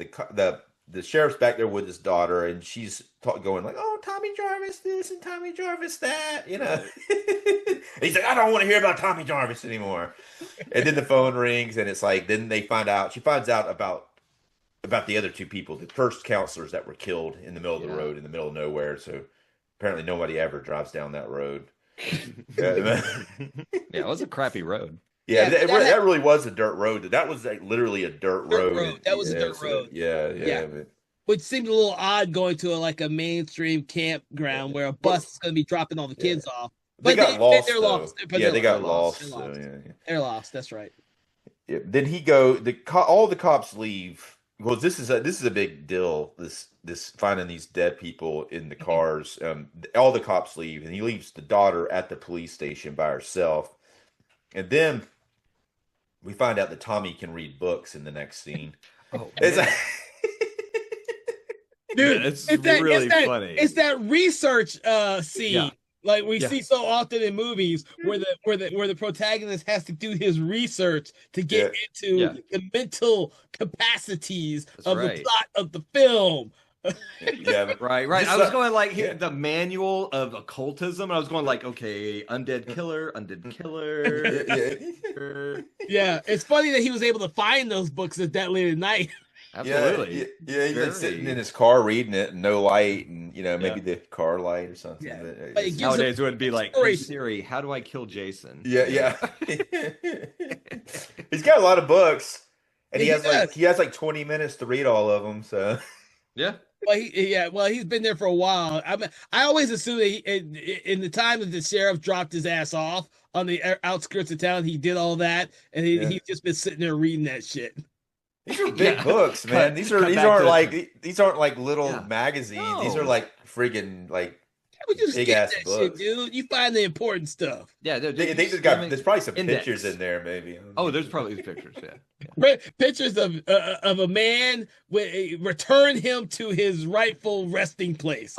And I was watching it this time. I was going, man, they used the same thing the next year for Freddy. You got to bring him back to. You got to bury him. You got to put him in his back in the grave or something like that. I don't know, something like that.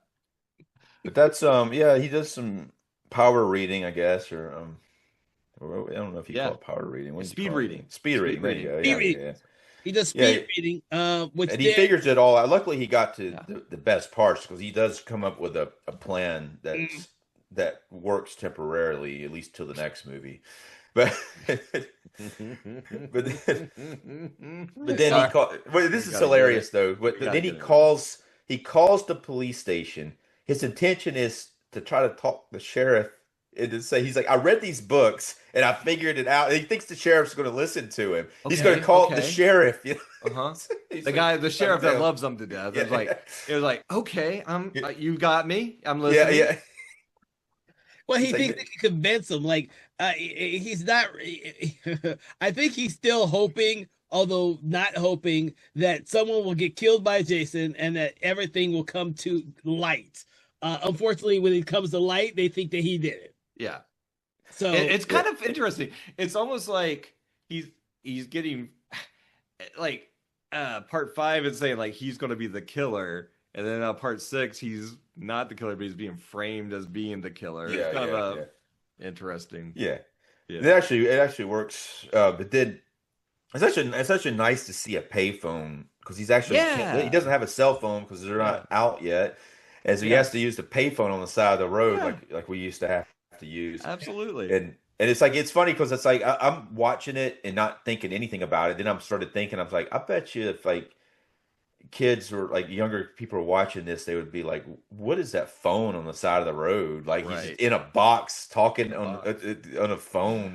Why don't you just use his cell phone and call her, you know? Yeah. But which he actually calls to talk to the sheriff. But luckily for the script has the sheriff out of the office and the daughter answers the phone. Mm-hmm. And she's like, hot damn. Yeah. After she's balancing on her at the desk, trying to balance herself in a chair, which I always thought was weird. And then she, of course, when she gets the call, she falls backwards. It just seems to be an odd thing.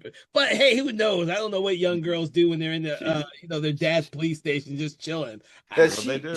Yeah, she does a good job. This was very researched. This is very researched, and he found out that's what they do. I gotta tell you, given what she has to do in this movie, she does a really good job of selling it. She's really adorable the whole time. You know, she's really good. Yeah, because we were watched Leprechaun 4. Yeah. And we talked about that yesterday, and we were talking about a similar thing where the actress had to do some things, and she just doesn't. You could tell she didn't have this type of enthusiasm about the script, or just being like, it had overthinking it. Overthinking this. You can't overthink this. If she overthought this and tried to do something with this character different than just be this bubbly kind of having fun, like the guy who's possibly a serial killer is cute, so she believes him. Right.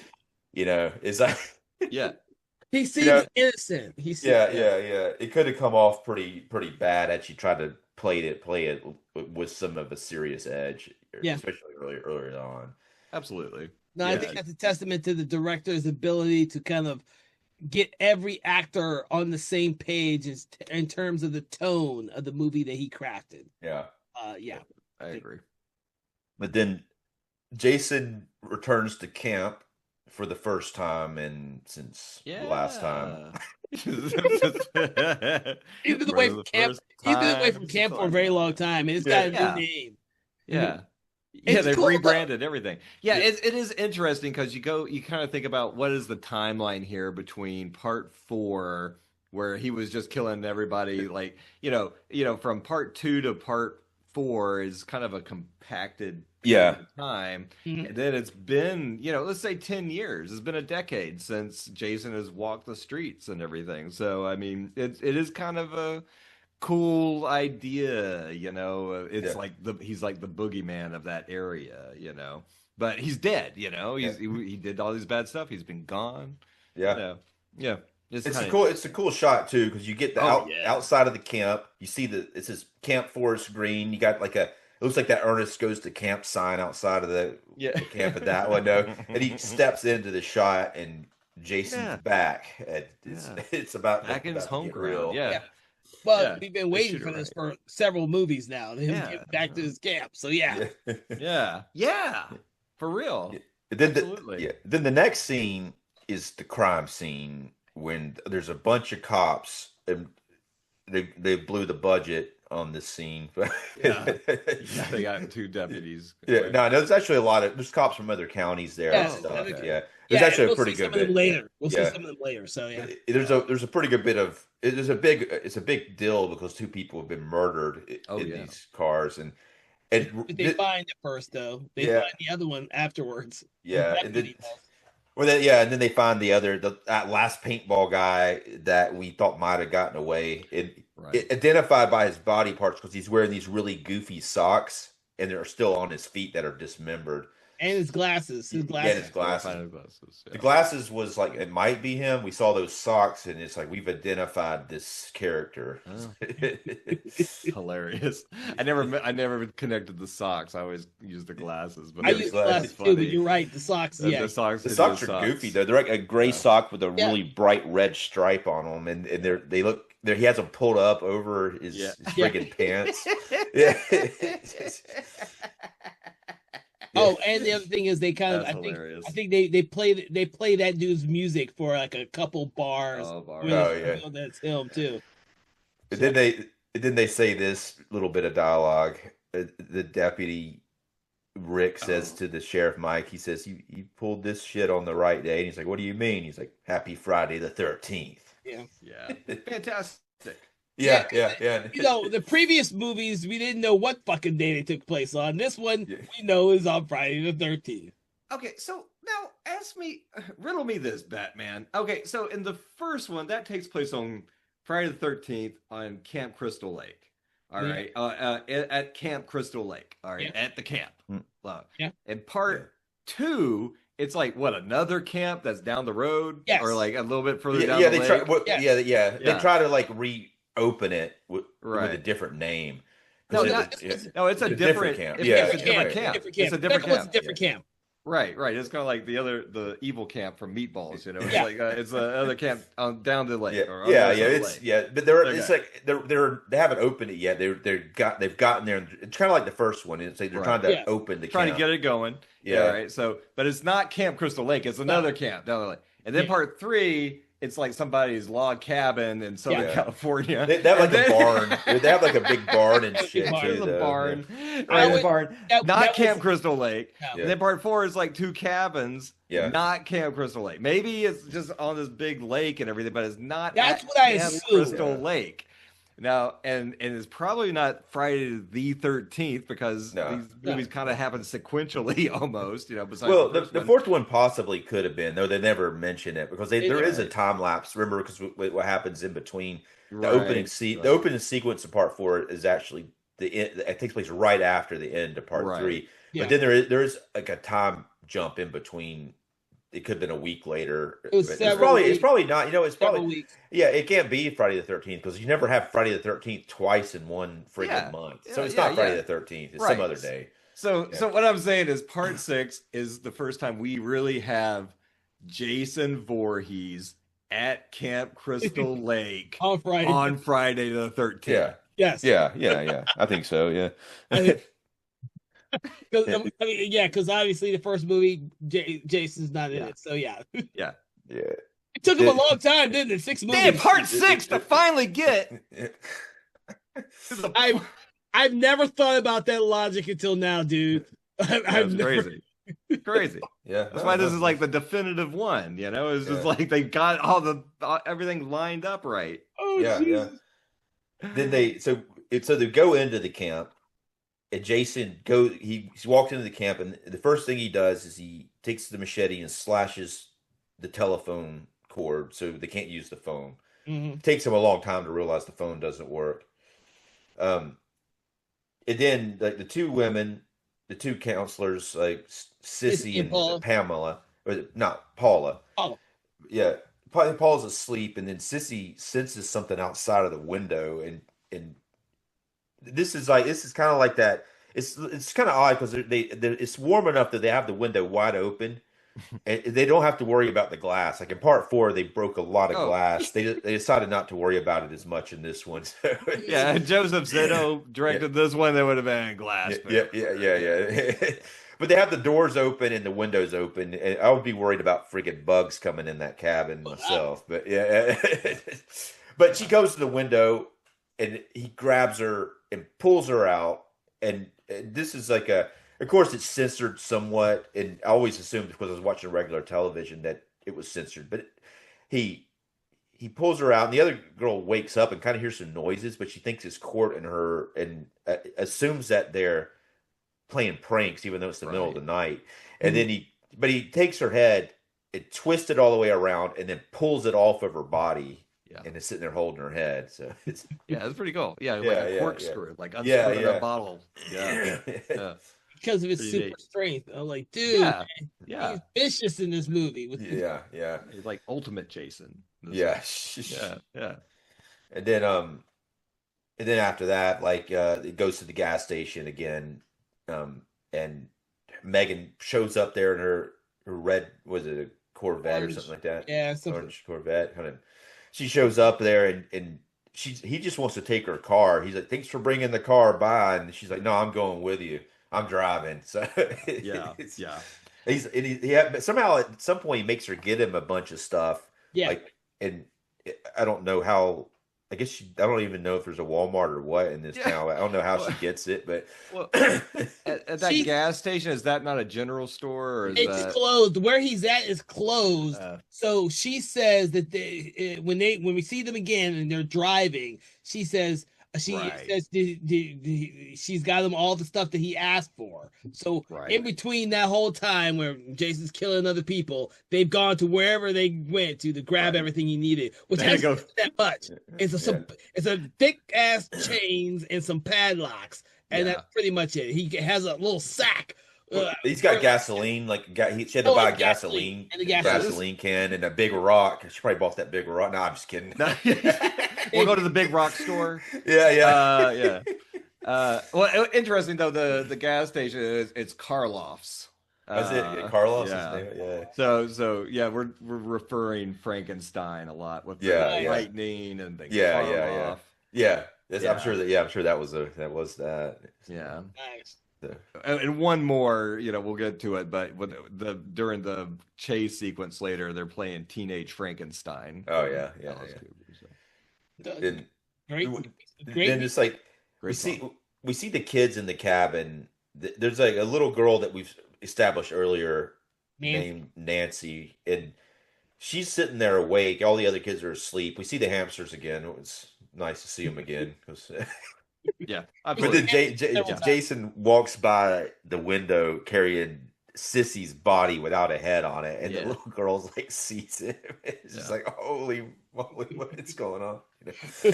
She gets scared, and then of course she ends up going into the main cabin where Paula is after finding a bloody machete, which I thought was great. Yeah, because you see her come in with that machete, and it looks like it's Jason coming in there. Yeah. That other these counselors are not really prepared to be stalked by a serial killer at all. It's like they're very easy prey, especially after I guess it's been a long time, but what happens between that we get the car chase crotch sequence when the cops Pretty hilarious. Yeah, Pretty hilarious, man. That's hilarious, and because the two actors are having so much fun in that scene, Right. we're having a lot of fun, especially with the music that's playing and the fact that she's trying to outdrive the cops that she obviously knows. Which is hilarious, especially when the one deputy calls sheriff and gives a description of the car. That's my daughter's car. Right.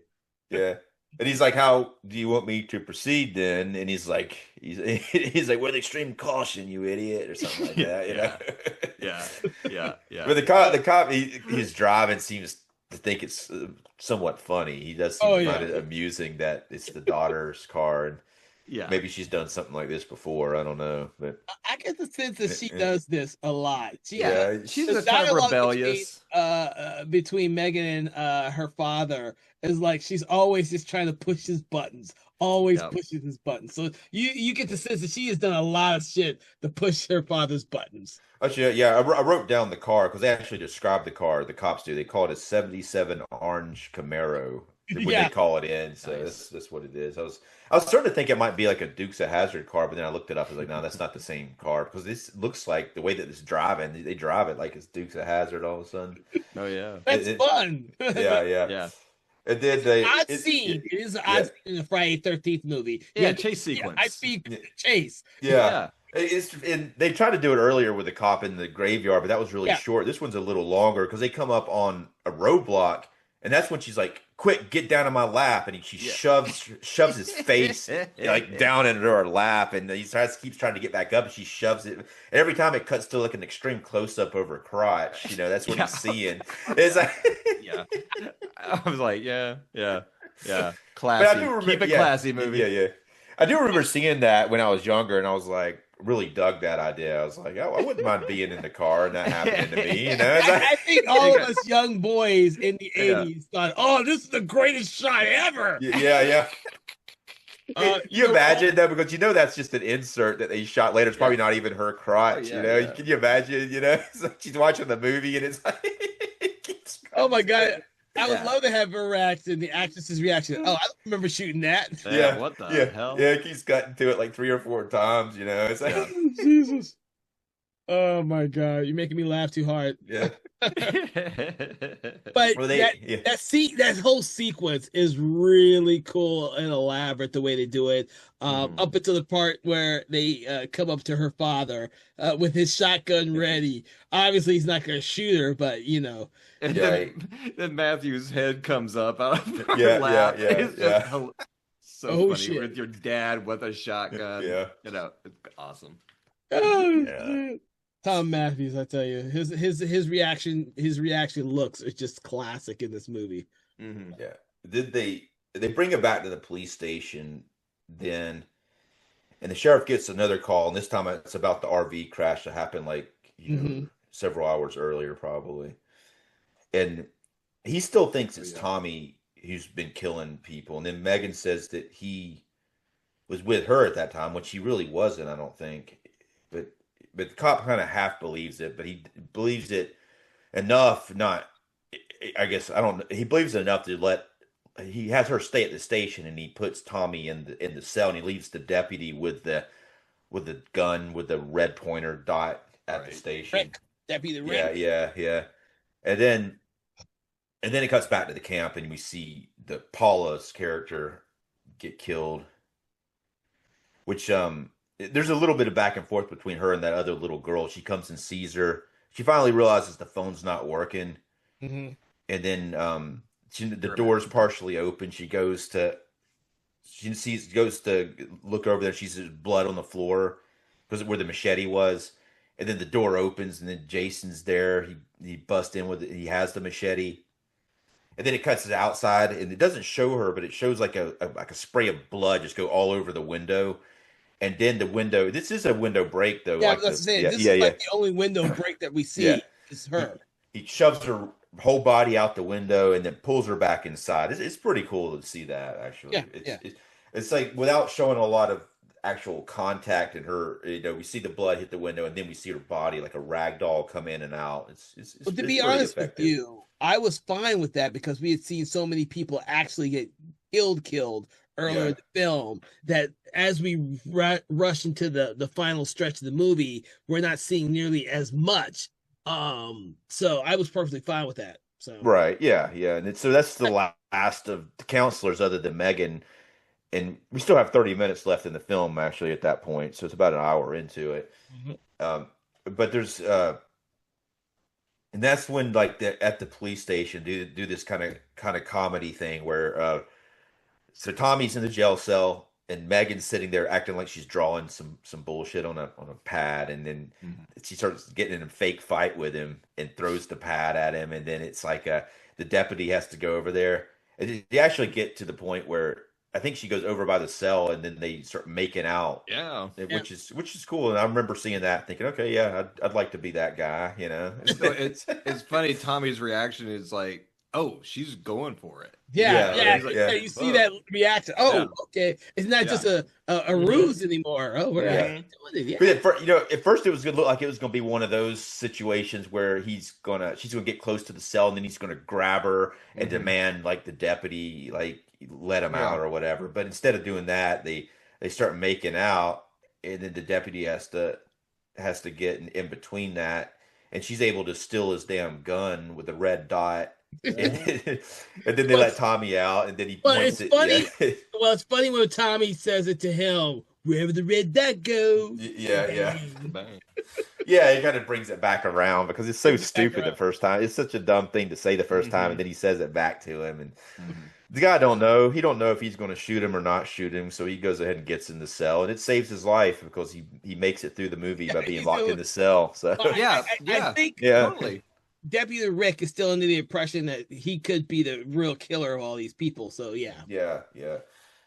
So there should have been a little tag after the credits where they're like, cut to he missed the whole party. He's still in jail. Yeah, man. Someone let me out. Yeah. And then they Tommy and Megan go out to her car again, and she's got a spare key. They're like they even talk about how they have the key. She's got a spare key hidden under her car, one of those little boxes like everybody used to have under their cars. Yeah. And then they talk about how the plan's to return Jason to his original resting place where he drowned in Crystal Lake. That's what he read in the books that he was reading. Yeah, I mean there was a whole chapter on Jason. I guess. I mean, it was just So then this is like the scene after that where Jason goes into the cabin where the kids are. Yeah. And I don't know if he would kill the kid. I remember when I was younger, like around the kid's age probably, that I always assumed that Jason wouldn't hurt kids because he was a kid when he drowned. And I'm not sure if that's true or not. He definitely never, as far as I remember, I never remember him ever hurting kids. He goes in there and stares at them like a creep. Yeah, he stares at Nancy because Nancy sees him. Yeah. She starts to pray. She says her little prayer, but then obviously the cops get to the camp, and that disrupts Jason, and he goes out there when the cops get there. But I like the idea of him walking straight down the line of all the kids, and then he only stops when he sees the one kid who actually sees him. Right. So I don't know. I mean, I don't know if he would have killed kids or not. I remember on the Friday the 13th original video game for NES, he was killing kids on that one. Yeah. But I don't think he ever does in the films. Yeah, he does. I don't believe he does in the. I can't remember. I don't think he does. No, but that would have been the fake one. I was Reggie, the Reggie from the fifth one, but that's not the real Jason. That's the fake Jason. Oh, that's right. He would have done it. But I get watching it last night, I was getting the impression that when he goes before the cops show up, he was going to, and all the kids run to the back of the cabin. Yeah, that was him going to kill him. Yeah. That would have maybe he was just going to stare at him like a creep. I don't know. Yeah, but maybe I don't know. I mean, what do y'all want to do? Play Monopoly? Yeah. Yeah, then the cops get there, and which is kind of cool. You're like, okay, cool. The cops are here. I think we're good now. You know, I don't think Jason's going to mess with the cops. They got guns. Yeah, but I see these cops as the kind of like the throwback to like earlier kills, because the first one at the dock, he kills by throwing yet another utensil out of his handy Yes. dandy utility belt. Absolutely. Love that utility belt in this movie. Yeah, it's like a dart or something, isn't Yeah, it? like a dart. Oh, Yeah, dude. yeah. Yeah. With some force because it hits him and that body flies back into like damn. And of course, the next one he comes across is the big guy. The big guy who he comes across who's Mr. looking Mustache. Yeah, And I call him random cop number 2, but Yeah. he's the one who was in the car that got the call and was amused that it was his daughter as well. So it's like this same. Well, dude. he was also at the site where the counselor bodies were too. So Yeah. because he's so different. He looks so different than the other cops. He's you recognize him. Yeah. But it's funny because he gets his whole head smashed in by Jason. I like just crushed in. I was like, damn. Yeah. I actually wish they had shown a little bit more gore in that one, just a little bit more. But it's on the Blu-ray, that one is a little prolonged, and you do see like some, gush good. Yeah. out the top. So Yeah. it's pretty good. You do see him like after that because later on, like Megan comes to see them. You see some like yellow, which is probably brain matter coming out of his nose on the ground. It's like or something. brains coming out of his nose. Yeah. It's pretty gross.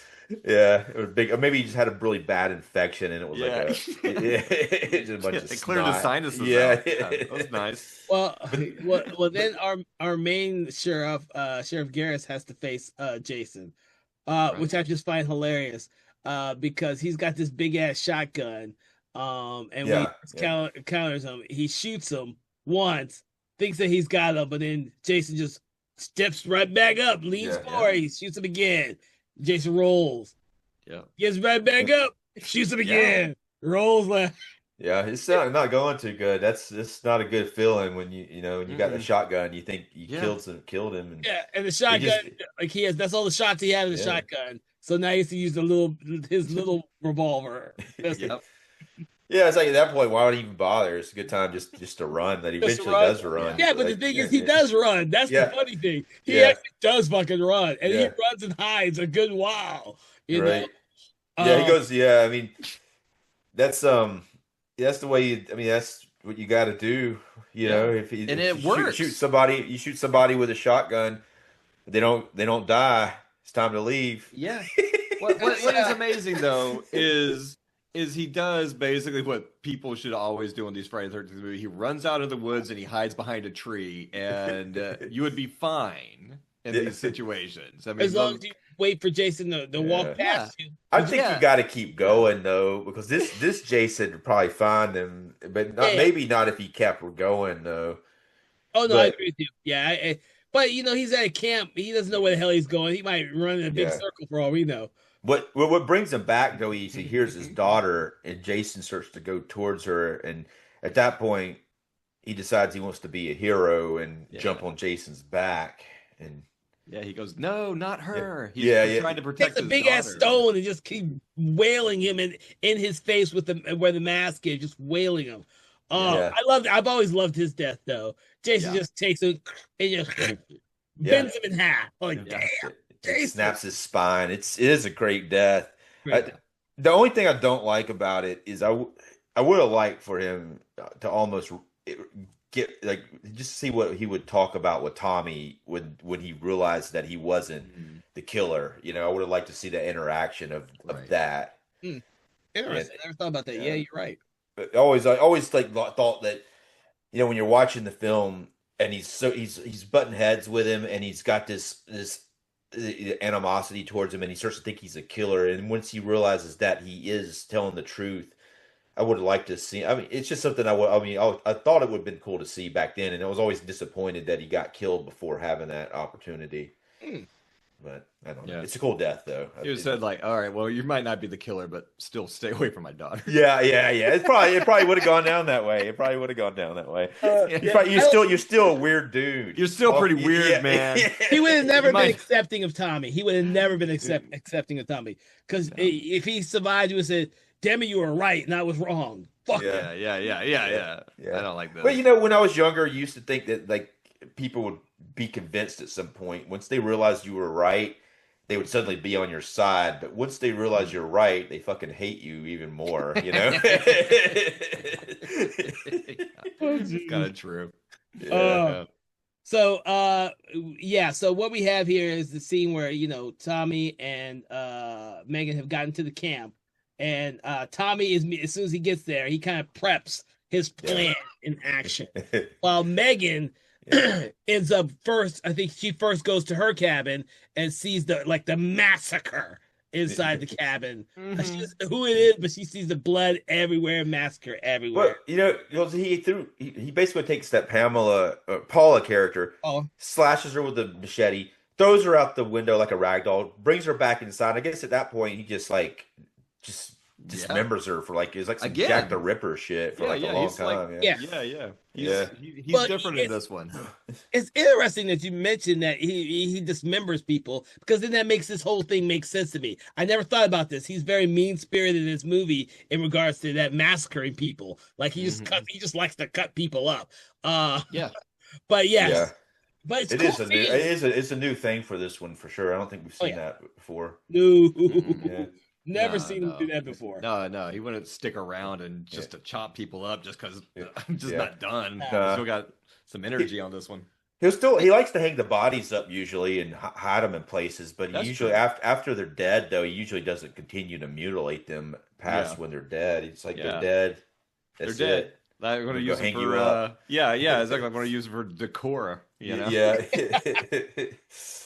Oh Jesus! And then we get to Megan. She goes to check on the kids, and they're all in the same cabin because her father has pushed them all into one cabin.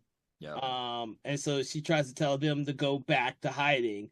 And then when she gets out of the cabin, she goes back to Tommy, who's rolling this boulder. She's too busy messing looking around for with her his father. rock. Yeah. I mean, that thing goes on forever. Jason would have already Yeah. killed them all in real life if that was happening. Absolutely. I mean, there's a giant, but seeing it now, Keep in mind that the father's not dead yet. He's still looking for the father. He doesn't start looking. He doesn't kill the father until after she starts calling for her father. Right. No, I made some notes here on this part because Tommy rolls the big rock towards the lake, and then Megan goes to the cop car, opens the door, and her friend's head, Sissy's head's in the car, and rolls out. And then the kids are sitting there watching it from the cabin, and the two kids we were talking about earlier, one of them's like, "We're dead meat," and the other kid's like, "So, what were you gonna be when you grew up?"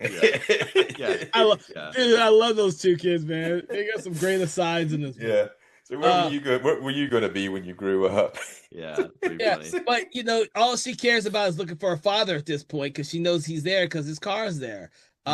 She's not listening to Tommy. Tommy is like trying to protect her. Get out of there. But she can't listen. And then does she go to the? She goes to the kids. Yeah, she goes back into the kids. This is like a so. This is it gets some weird stuff happens at the end that's kind of like on the edge of not being believable. So Jason goes into the cabin. All the kids are freaking out. They go to the back of the cabin. Then Megan comes in there to stop them.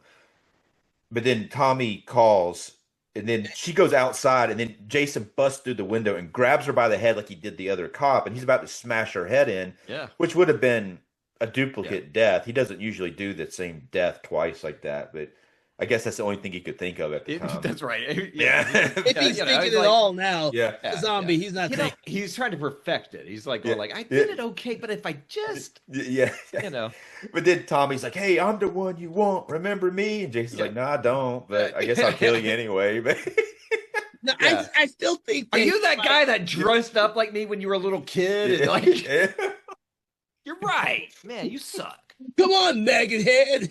Yeah, maggot head. So you don't call someone a maggot head, and because then he lets her go. I mean, he had her. He was holding her long enough to crush her skull, and all he needed was like 2 more seconds, and he could have had her. But instead, he's like, "All right, I guess like the guy's out in the lake anyway. He could wait."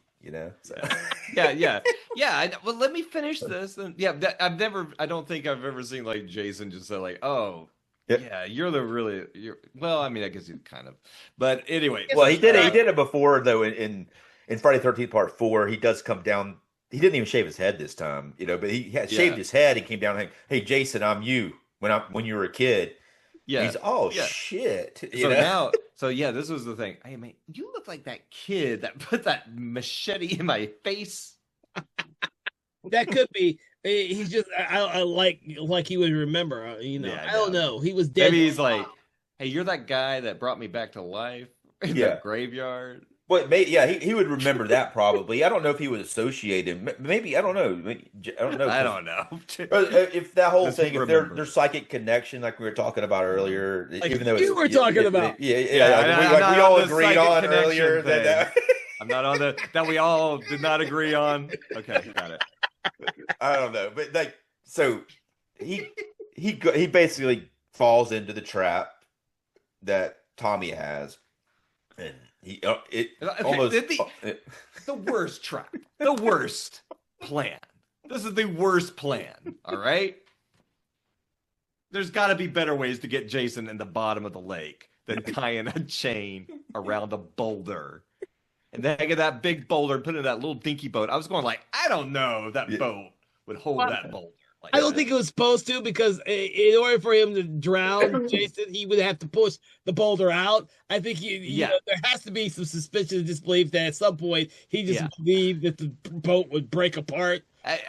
This is a really risky plan, though. Yeah, he did not really read that book. I mean, he just sort of like read a paragraph. I think I can improvise the rest. I mean, he's not didn't think. No, I think his plan was simply to return Jason to the lake where he was drowned, and he did not think about all of the details. No, he did not.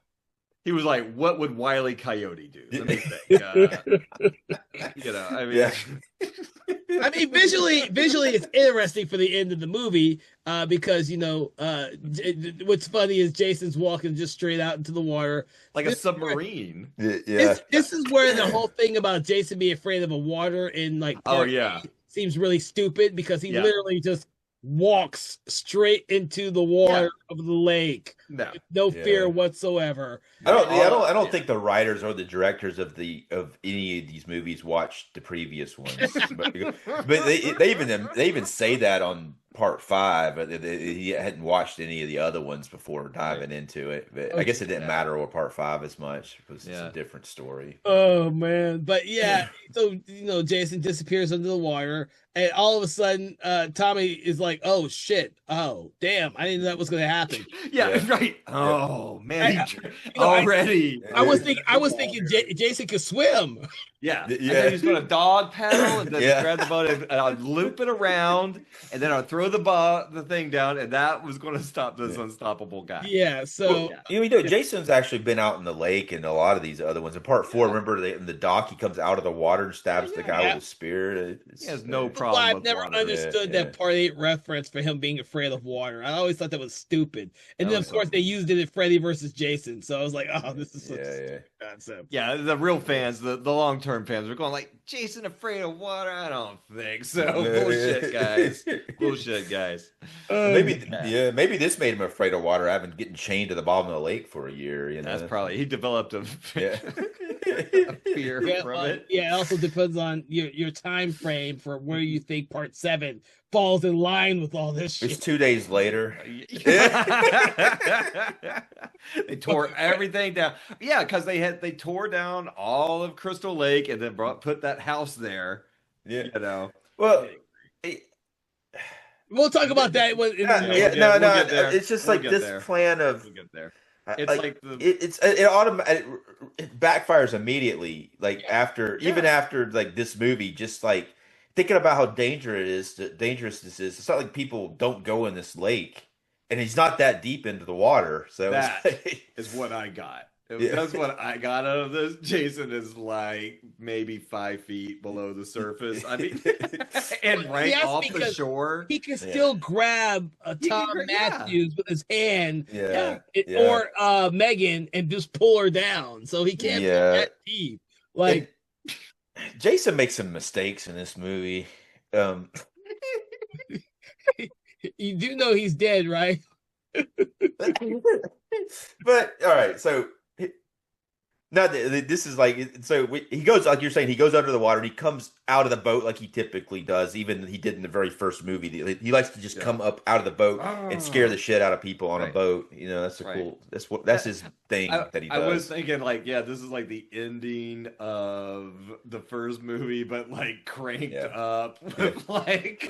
One thing we didn't mention: Tommy takes that gasoline, pours it around the boat, and lights the water. So there's a circle of water around the boat for some reason. Circle of flame. Fire. Yeah. Fire. What did I say? Circle of water around the boat. Yeah. There was that. There was that too. Yeah. Ring of fire. There's a ring of fire. Ring of fire. It catches Jason on fire some, but it doesn't do a whole lot other than look cool. I don't know. I don't know if that would work. I don't know. I'm actually curious if it would.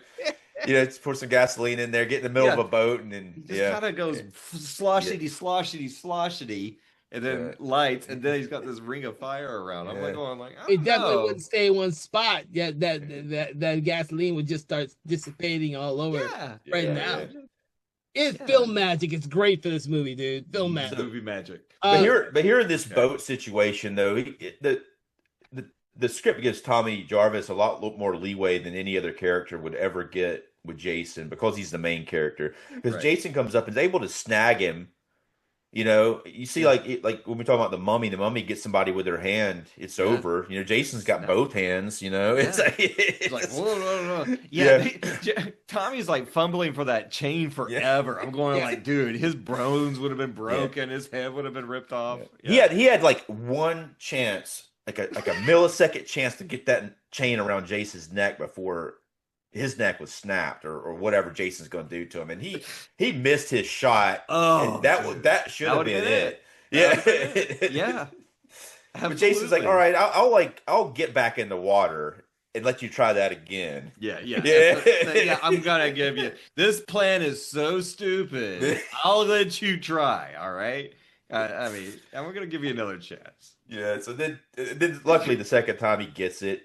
Because this was kind of going a little way long for this scene in the movie, and it wasn't as thrilling as it should have been.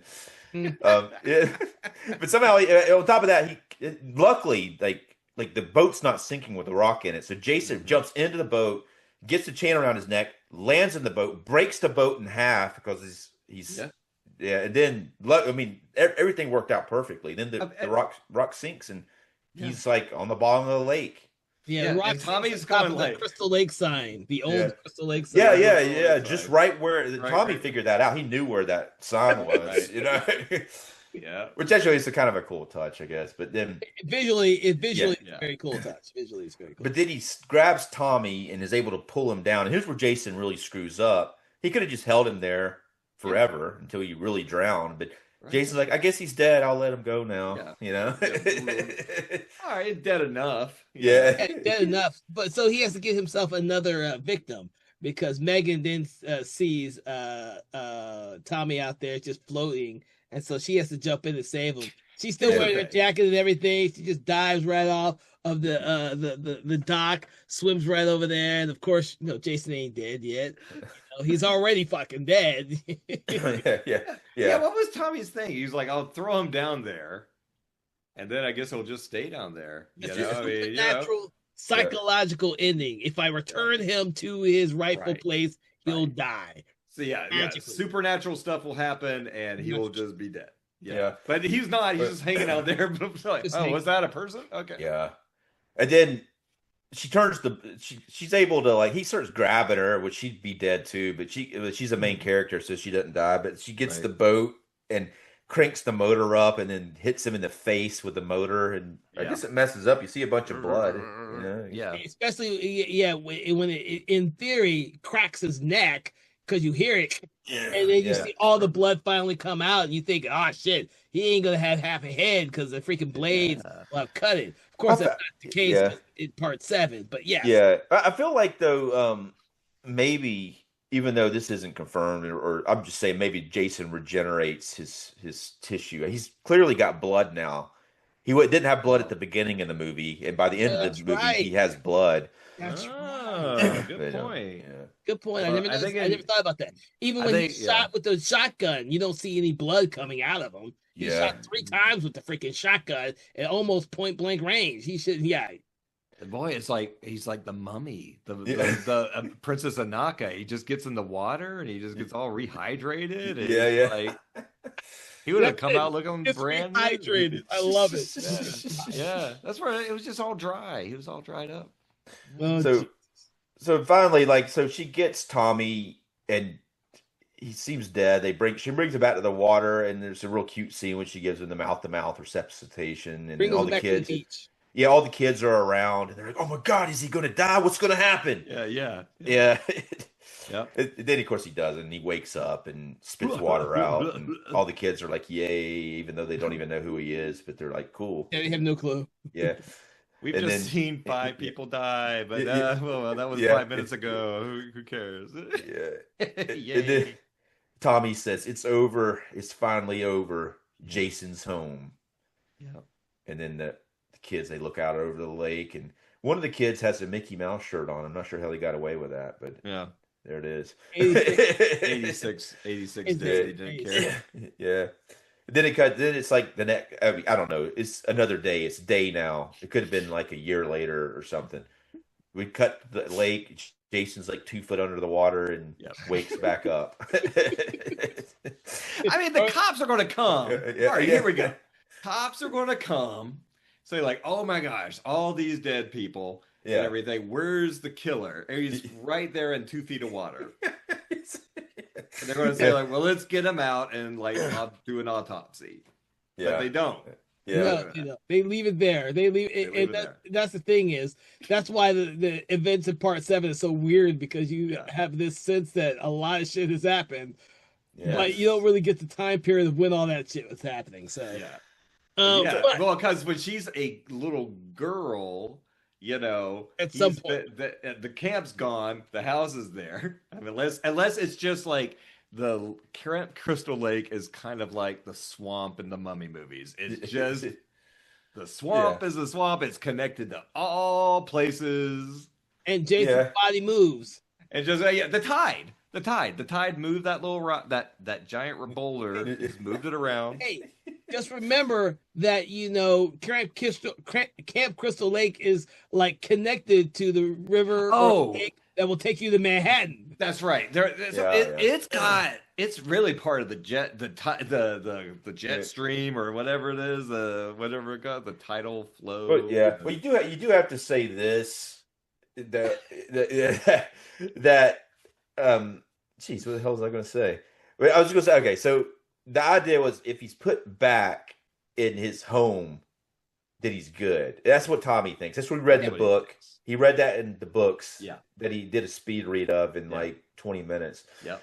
So that's part of it, maybe. And then my second thing I'm thinking on top of that is this doesn't help with that. Jason broke a damn RV cord earlier. He can't get out of this chain thing he's in. Chain. Is that? It's very thick chain. I think Jason Jason dies of embarrassment in this one because he can't get out of that chain. He's just like, oh my God, of all I've been through, and this chain and rock. Yeah. Yeah. But there's some kind of supernatural pull from that being where he originally drowned. Being the grave, his grave. Yeah. Yeah. Visually, it's cool as shit just to see Jason in there in the lake, submerged with and attached to a rock at the bottom that's sitting on the sign as Crystal Lake. Visually, it's cool as shit. Yeah. It's visually cool, but you just saying that right now, Jason, they defeat him by tying him to a rock. I mean, it didn't seem ridiculous when I saw it. Any other time I've seen this movie, it never seemed ridiculous. I just went with it. But you just saying that out loud and us actually having watched it last night going like, this is the plan? Yeah. I mean, the movie gets a little wonky in the last 15 minutes after the cop sheriff dies. From then on, it gets a little wonky, and it basically, it's got the main character syndrome where the two characters left are not going to die. Right. So I mean, and then a lot of like unrealistic things suddenly happen that are like Jason would have killed you guys and had you guys tied to the bottom of the lake to a rock. It's like Yeah. Jason would have Absolutely. like Oh, it's all screwed up. I mean, Megan basically now her dad's dead. I mean, the all her friends are dead, and she got Tommy though. But she's probably like, hey, you kind of remind me of a really bad time in my life, Tommy. I Yeah. don't really think this is going to work out. Yeah. You need If to you go had back to, to the if you mental had to, institution. well, yeah, because if you hadn't resurrected the fucker, all Yeah, my father would still be alive. You yeah, crazy yeah, yeah, cocksucker. yeah, Yeah. You're probably yeah, right though. There would have been some trauma for her going yeah. forward. I don't think it would have worked out relationship wise. We never get No, to find out, unfortunately, because they lost the yeah, rights to the Tommy Jarvis character you're after right. this. Yeah. Well, we'll wait until they do a legacy sequel, and they'll bring him back, and they'll bring Jason back, because there has to be a legacy sequel at some point. Every other franchise has They're one. We're they're waiting on both the legacy sequel for this one, and we're waiting for the Nightmare on Elm Street one. Everyone else has already had right. their legacy sequels. We just gotta get everybody to be old enough for the Wendy's senior citizen menu, and then they're gonna make a legacy sequel. We need a geriatric Tommy Jarvis. Yeah, yeah. I mean, they probably have to reboot Tommy Jarvis, unfortunately, if they have him in there again. I'd like to see Tom Matthews back, but more than likely they would go the route of recasting him with a younger actor. Bring him back. He'll be the crazy Ralph character. They Jason's might, still there, motherfuckers. Oh, Jason's yeah, they my could have dad Corey cussed. Feldman play him now, though. Oh, that's true. Yeah, That's true. Yeah, wouldn't that that'd be be weird? Like all of a sudden, so like Corey weird. Feldman plays him. Like now, I think like I was like after I was telling you about that one time before when I was playing the Friday the 13th online game and I actually turned into Tommy Jarvis. He looked a lot like Alexander Skarsgård, and I think that's who they need Oh, to get to play Tommy there we go. Jarvis. Yeah. Oh, Yeah. Jesus Christ. I don't know if he'll want to do a legacy Oh, he'll sequel want to do for. it. No, he probably wouldn't. He probably wouldn't. But, I think he might be aging out too, depending on how old they want to make the character. But it's They'll just get the yeah, other I mean, uh what did y'all see Bill that? Skarsgård. Yeah. yeah. Y'all saw that whatchamacallit, that Chainsaw sequel on Netflix where like, Marilyn Burns's character is Yeah, like, 78 or something. yeah. I mean, it's like Yeah. yeah, all But they right. don't have her play the main character though. That's right, right. Tommy Jarvis, and especially if you see the way he was on that Friday the 13th game, he was like really badass. It's almost like Ash, Oh yeah. Yeah. sort of character. So it was a No, that's that, totally what they should do with him. And make him like the character in part 4 that's he's the Jason Hunter. yeah, No, that yeah, would be Yeah. what's his face from Jason Goes to Hell, that played by Oh, Stephen Creighton. Williams. Yeah, Creighton. yeah. That would be kind of cool to see Tommy See Jarvis them character like kind of that. like a whatchamacallit. They hook up and it's like kind of like Lethal Weapon, going after Jason. So they're both Megan and bring back the Megan actress and Tommy Jarvis actors and Tom Matthews and Yeah, let them be in the legacy sequel. We've been killing people like Jason forever. that's right. Yeah, they've been kind of like that comic hack and slash going around killing Yes, serial killers. Yeah. And, oh my god. yeah. Oh Jesus. Oh guys, we've gotten to the Whew. end of Friday 13th Jason Lives. Is there any other things we could talk about this film for everybody? What any other notes I've got? Okay, I'm gonna take that as a no. yeah. No, that's a no. That's a no. Yeah, I'm fairly certain I've covered all my notes I have at this point. We may have to do Yeah. another pickup on this later, but now. We still got plenty of sequels to discuss. Yeah. I'm sure that That's this one true. will come up again. Yeah. Yeah. Well, I want to thank you both for joining me on this conversation about Friday 13th, Part 6, Jason Lives. For everyone who's listening to the show, what we love to do is we love to rate the films between 1 and 5, 1 being poor, 5 being amazing. But what we love to do is we love to take a quote, an object, or a saying out of the film to attribute to that rating. What is your rating, and what would object, quote, or saying would you like to attribute to your rating? Uncle, we'll start with you today. All right, all right. I am going to give this one. I would say it's equal in my heart to part 4 for different reasons. But I would give this one in Friday the 13th scaling. I would give this one 4.5 da bangs. The bangs. What, What about you, Dave? What's the bangs? Da bangs, where the red dot goes. Oh, okay, yeah, I gotcha. Yeah. All right. So I'm also gonna give it 4.5. I'm gonna give it 4.5 giant boulders with a chain wrapped around them. Like I said, I do think it gets wonky at the end, but I like the energy throughout.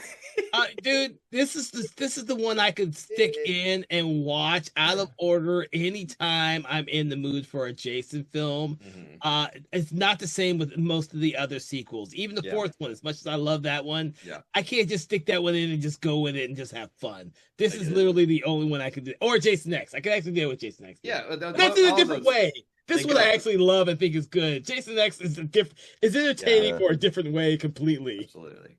So I'm gonna give it 4.5. Large pieces of cemetery fences stuck to my body as a lightning rod. So that's what I'm gonna give it. Because I can always be resurrected if the lightning hits it right. Yeah. It's only a matter of time before that happens too. If you're sticking out of your grave like that. I got one more. I'm sorry. I know it's late. I know we're tired. All right. One more thing. Yeah. All right. This director is actually very close to my heart because the first movie I physically remember going to and watching was the movie The Black Hole. And nobody likes that movie again, or they see it as there's a lot of stuff. I love the movie The Black Hole. All right. I've watched it 1,000 times. All right. It's my earliest theater experience. Okay. So who's in The Black Hole? I think I've seen it. Maximilian Schell and Robert Forster, Anthony Perkins. And I was about to say Anthony Perkins. That's what I thought. I've seen it too. Yeah. It's Disney's answer to Star Wars, but I love it. It's very morose and sad, but I love that movie. In that movie, there is a black robot character named Star.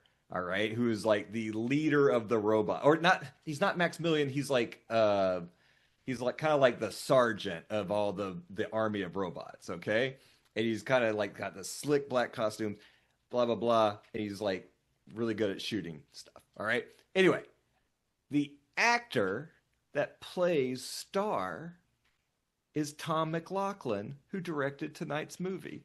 Oh, yeah. So it's crazy. And so I've always liked that. I've always liked this movie because Star from The Black Hole directed it. I need to check that movie out again. I do remember vaguely liking that. I love it. I love it. I love it. Liking it as a kid. It's been a long time since I've seen it, dude. At least 2 decades, if not longer. Yeah. But I remember liking it as a kid. They need to. Hopefully, they'll do a remaster of that film. I'd like to see. They've got it on Disney Plus, but they need to do a 4K because it's they put a lot of work into it. So probably some of those are tough to do, but sometimes when because the special effects I'm sure are kind of wonky in that one, but it probably would look a lot better with a remaster. Yeah, definitely. All right. Okay, that's all I have. That's all you have? Okay. Well, I want to thank you all for listening to our conversation tonight, in which we just delved into the film Friday 13th, Part 6, Jason Lives. We hope that you have enjoyed listening to us talk about it. If you have, please check out the other episodes on the previous films in the franchise. And please make sure to like, share, follow, subscribe, do that thing you do with your favorite podcast and your favorite podcast app, Spotify or YouTube, so you never miss an episode. We will have some amazing episodes coming up. And if there happens to be another Friday 13th this year, we'll have more released episodes on those films as well. From all of us here at Something Wicked Entertainment, please have a great day. And remember, stay out of those graveyards. Conversations in Horror is a Broken Lighthouse Pictures production. Written, produced, and directed by Kevin L. Powers. Executive producer, Kelly A. Inoka.